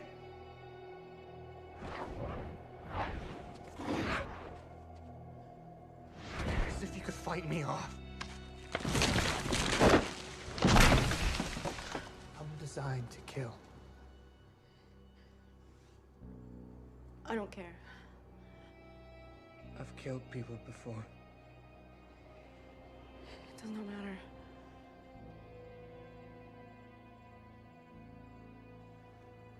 I wanted to kill you. I've never wanted a human's blood so much in my life. I trust you. Don't. I'm here. I trust you.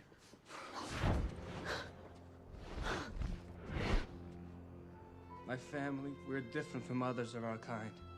We only hunt animals. We learn to control our thirst. But it's you. Your scent. It's like a drug to me. You're like my own personal brand of heroin.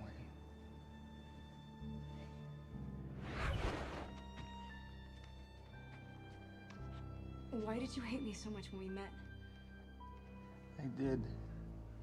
Only for making me want you so badly. I still don't know if I can control myself. I know you can. Nelly Kunvd. Hello, welcome to the chat. Hey. I can't read your mind. You have to tell me what you're thinking. Now I'm afraid.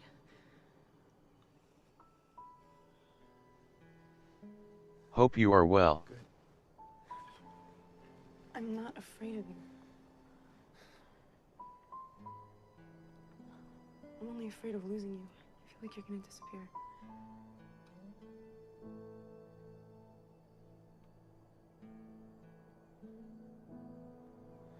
I don't know how long I've waited for you.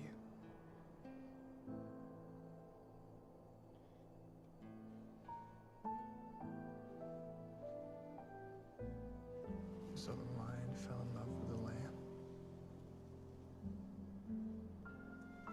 What a stupid lamb. You sick, masochistic lion.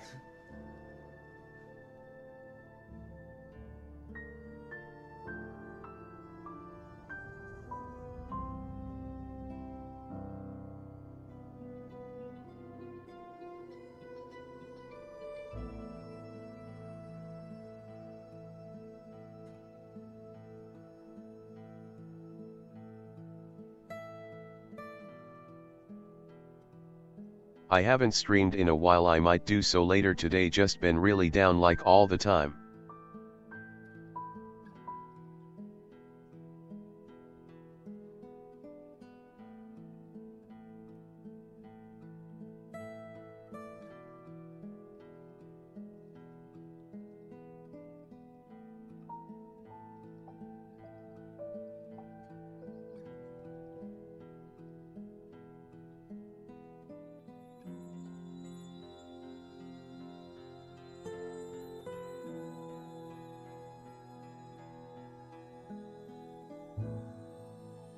Aren't you tired, LOL?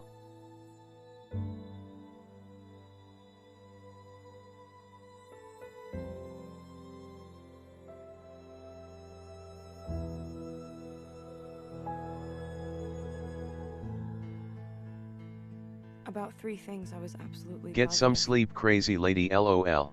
First, Edward was a vampire.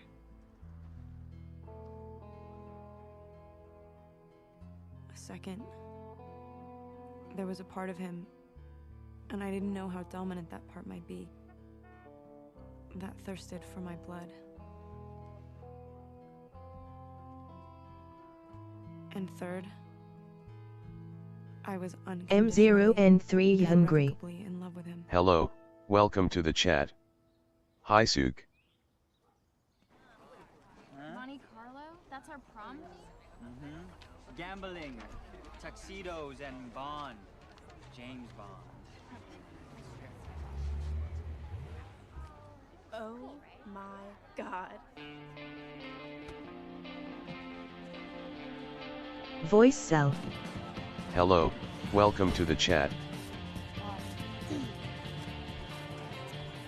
You know, everybody's staring.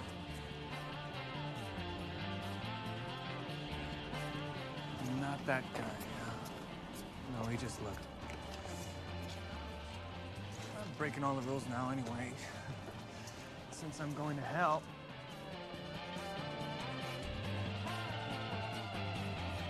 So, does a person have to be dying to become like you? No, that's just Carlisle. He'd never do this to someone who had another choice. So how long have you been like this? Since 1918. That's when Carlisle found me, dying of Spanish influenza. What was it like? The venom was excruciating. But what Carlisle did was much harder. Not many of us have the restraint to do that. But didn't he just have to fight? Not exactly. When we taste human blood, a sort of frenzy begins. And it's almost impossible to stop. But Carlisle did. First with me, and then with his wife, Esme. So is Carlisle the real reason that you don't kill people? No, he's not the only reason. I've started a project with a friend of mine writing songs as a duo. My family, we think of ourselves as vegetarians, right? Because we only survive on the blood of animals.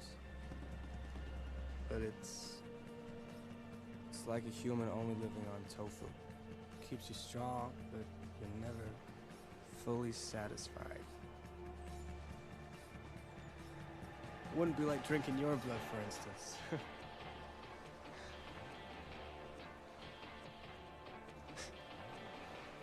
Was it other vampires that killed Wayland? Yeah, there were others out there. And we run into them from time to time. Can the rest of your family read people's minds like you can? No, that's just me. But Alice can see the future. I bet she saw me coming. Alice's visions are subjective. I mean, the future can always change.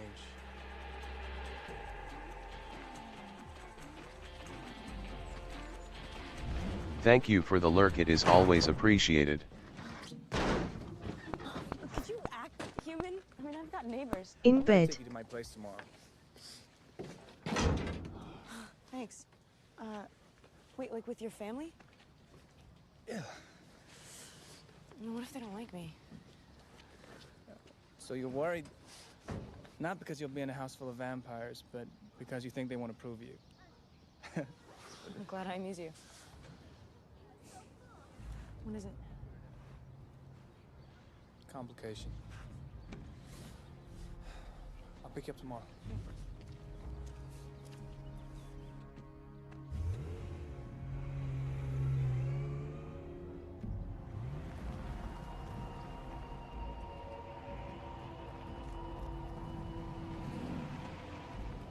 Is this Twilight?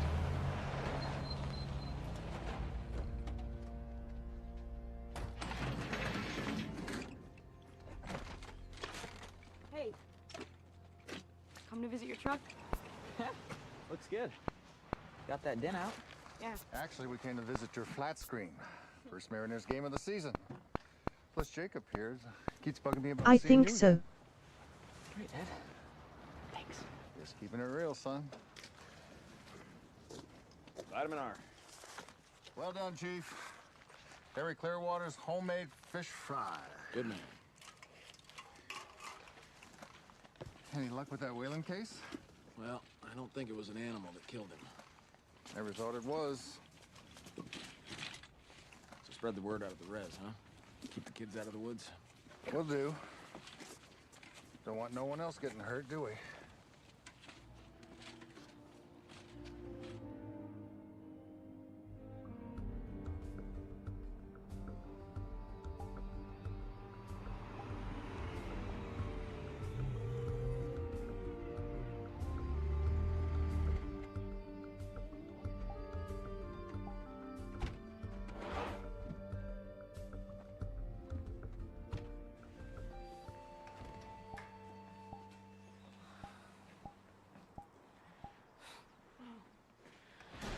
This is incredible. It's so light and open, you know? What did you expect? Coffins and dungeons and moats? No. Not the moats. Not the moats.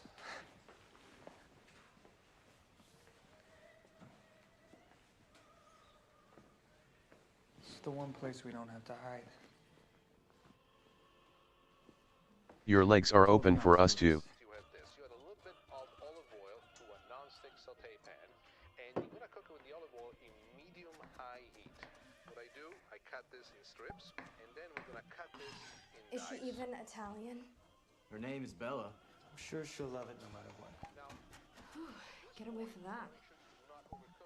Here comes the human.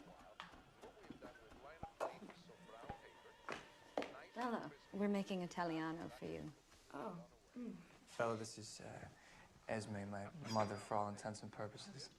Buongiorno. Molto bene. Giving us an excuse to use the kitchen for the first time. I hope you're hungry. Yeah, absolutely. She already ate.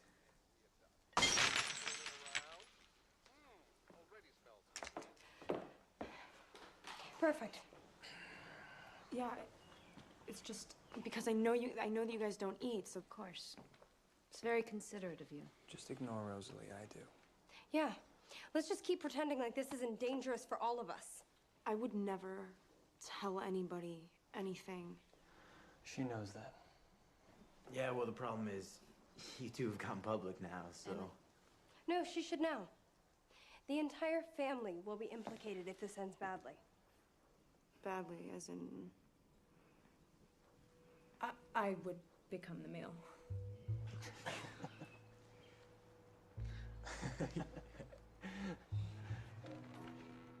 Hi, Bella. I'm Alice. Hey. Hi. Oh, you do smell good. Alice, what are you... It's okay. Bella and I are gonna be great friends. Sorry, Jasper's our newest vegetarian. It's a little difficult for him. It's a pleasure to meet you. It's okay, Jasper. You won't hurt her. All right, I'm gonna take you on a tour of the rest of the house. Well, I'll see you soon. Okay. I think that went well. Clean this up. Now. Is that as weird for you as it was for me? I don't know.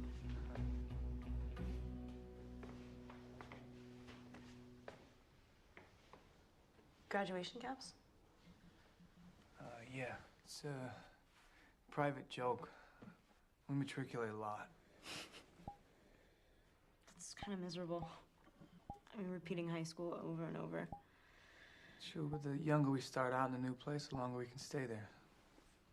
Come on.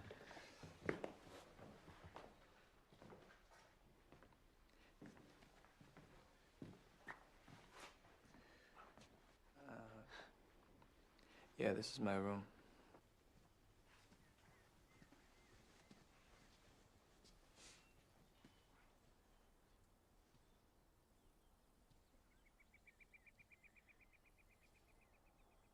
No bed?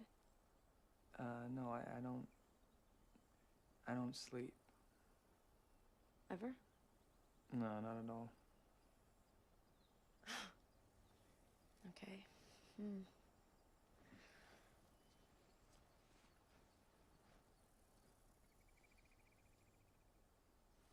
Wow, you have so much music. What are you listening to? It's Debussy. I don't know. Claire de Lune is great.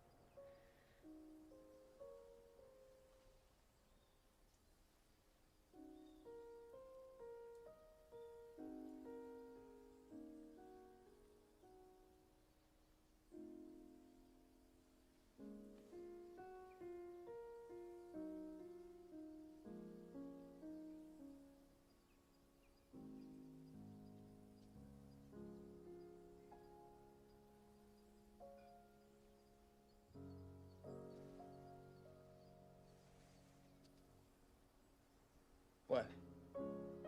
I can't dance.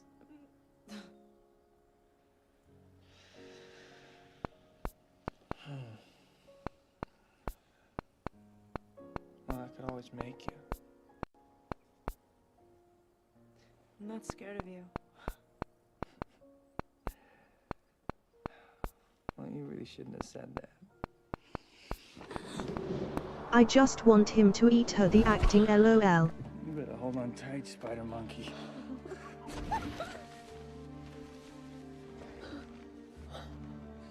you trust me? In theory. Then close your eyes.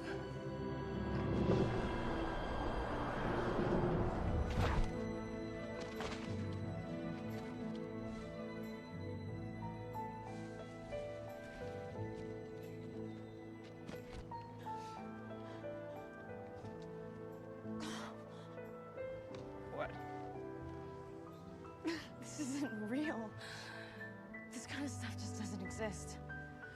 Doesn't my world.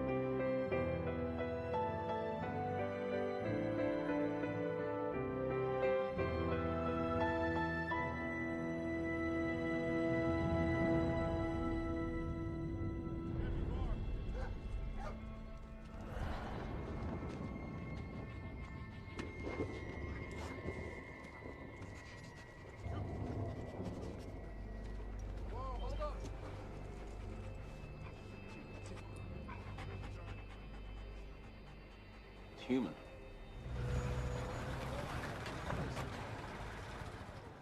Arizona. Yo, what's happening? So you and Cullen, huh?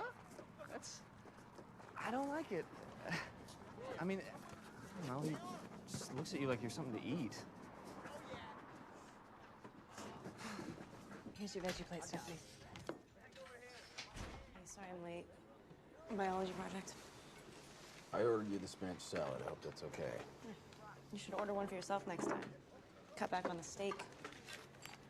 Hey, I'm as healthy as a horse. Say, Chief, boys want to know.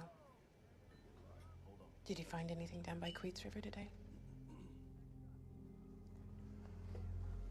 Yeah, we found a bare human footprint. But it looks like whoever that is headed east, so Kitsap County Sheriff's gonna take over from here. Okay? I just hope they catch him fast.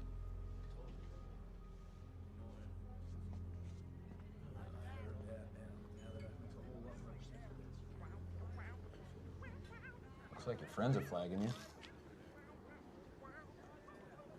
It's okay. You wanna go join them? I'm just gonna turn in early anyway. Me too. Bella, it's Friday night. Go out. Looks like the Newton boys got a big smile for you. Yeah, he's a good buddy.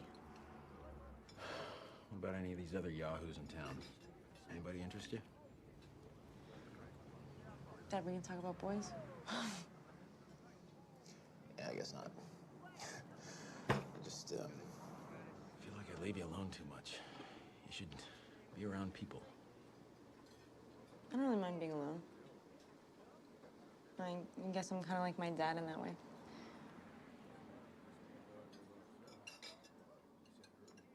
So, how's all the baseball stuff going? Oh, Phil's working so hard. You know, spring training. We're looking for a house to rent in case things become more permanent. Mizuki, I'm gonna hop off, take a nap. And I have a bad headache.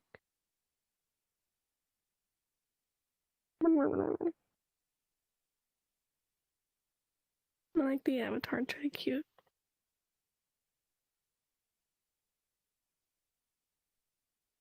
Start texting me more often. Okay. Night night.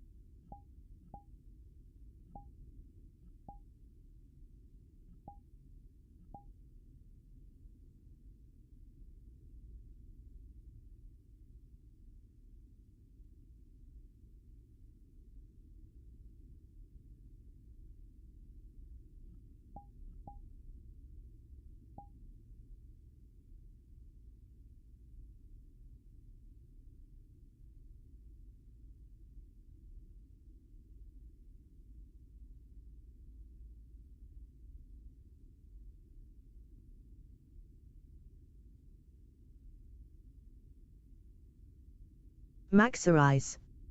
Hello, welcome to the chat.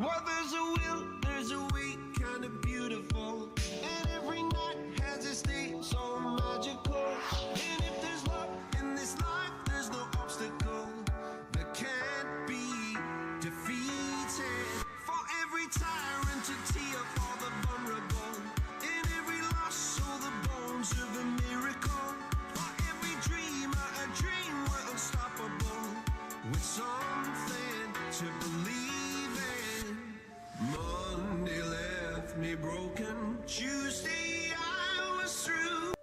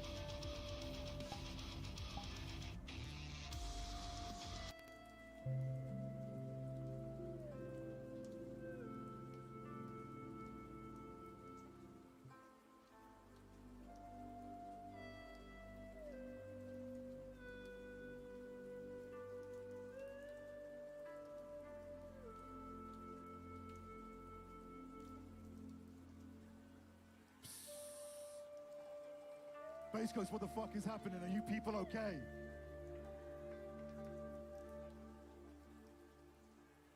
Welcome to the showcase. Sicaria Sound in the building. Oak in the building. Tim Parker in the building. We are Ivy Lab. This is our record label. We're gonna play some music for you. And we need you people to get rowdy because all this shit is getting filmed and we want the world to see how you people turn up. All right? Is that okay? Yeah? All right.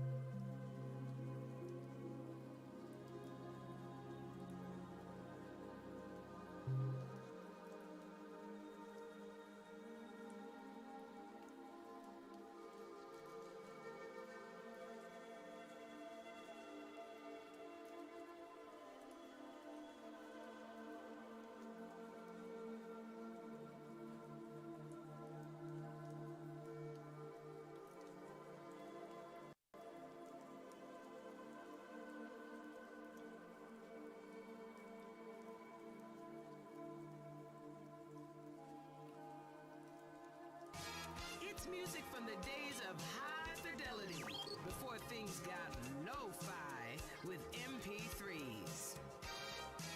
It's IF99, suckers.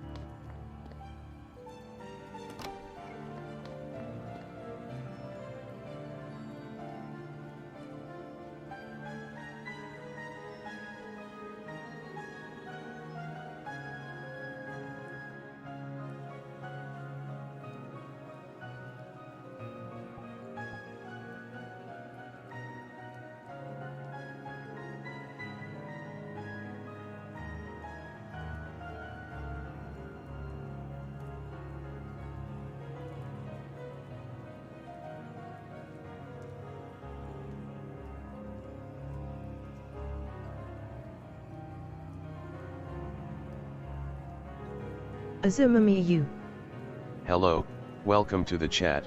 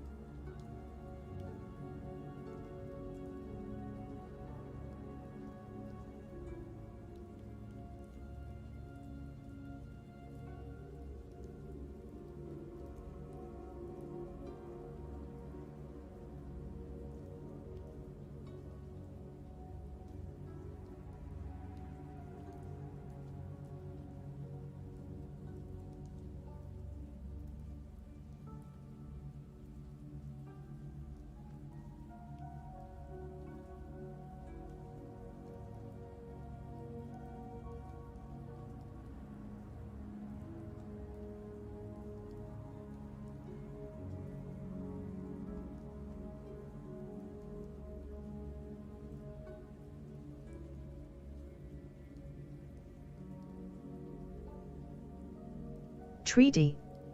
Hello, welcome to the chat.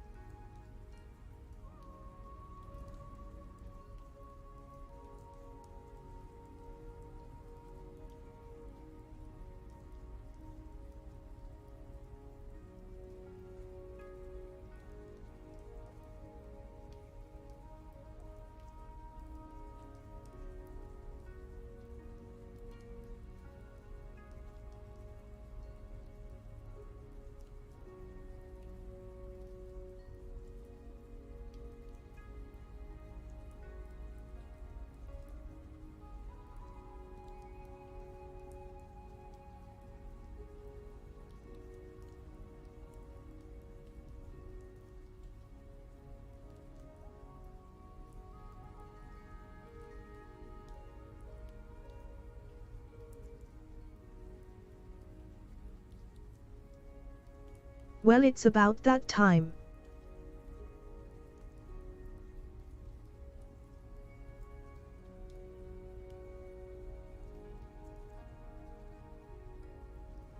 I have to log off the net for a bit. Sister needs to see a dotark.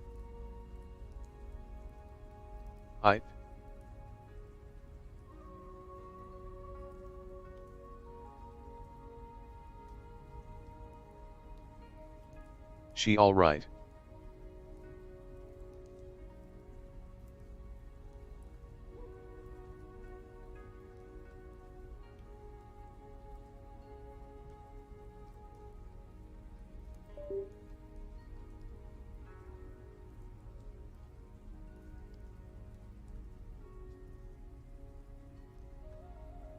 We will miss you, Suki.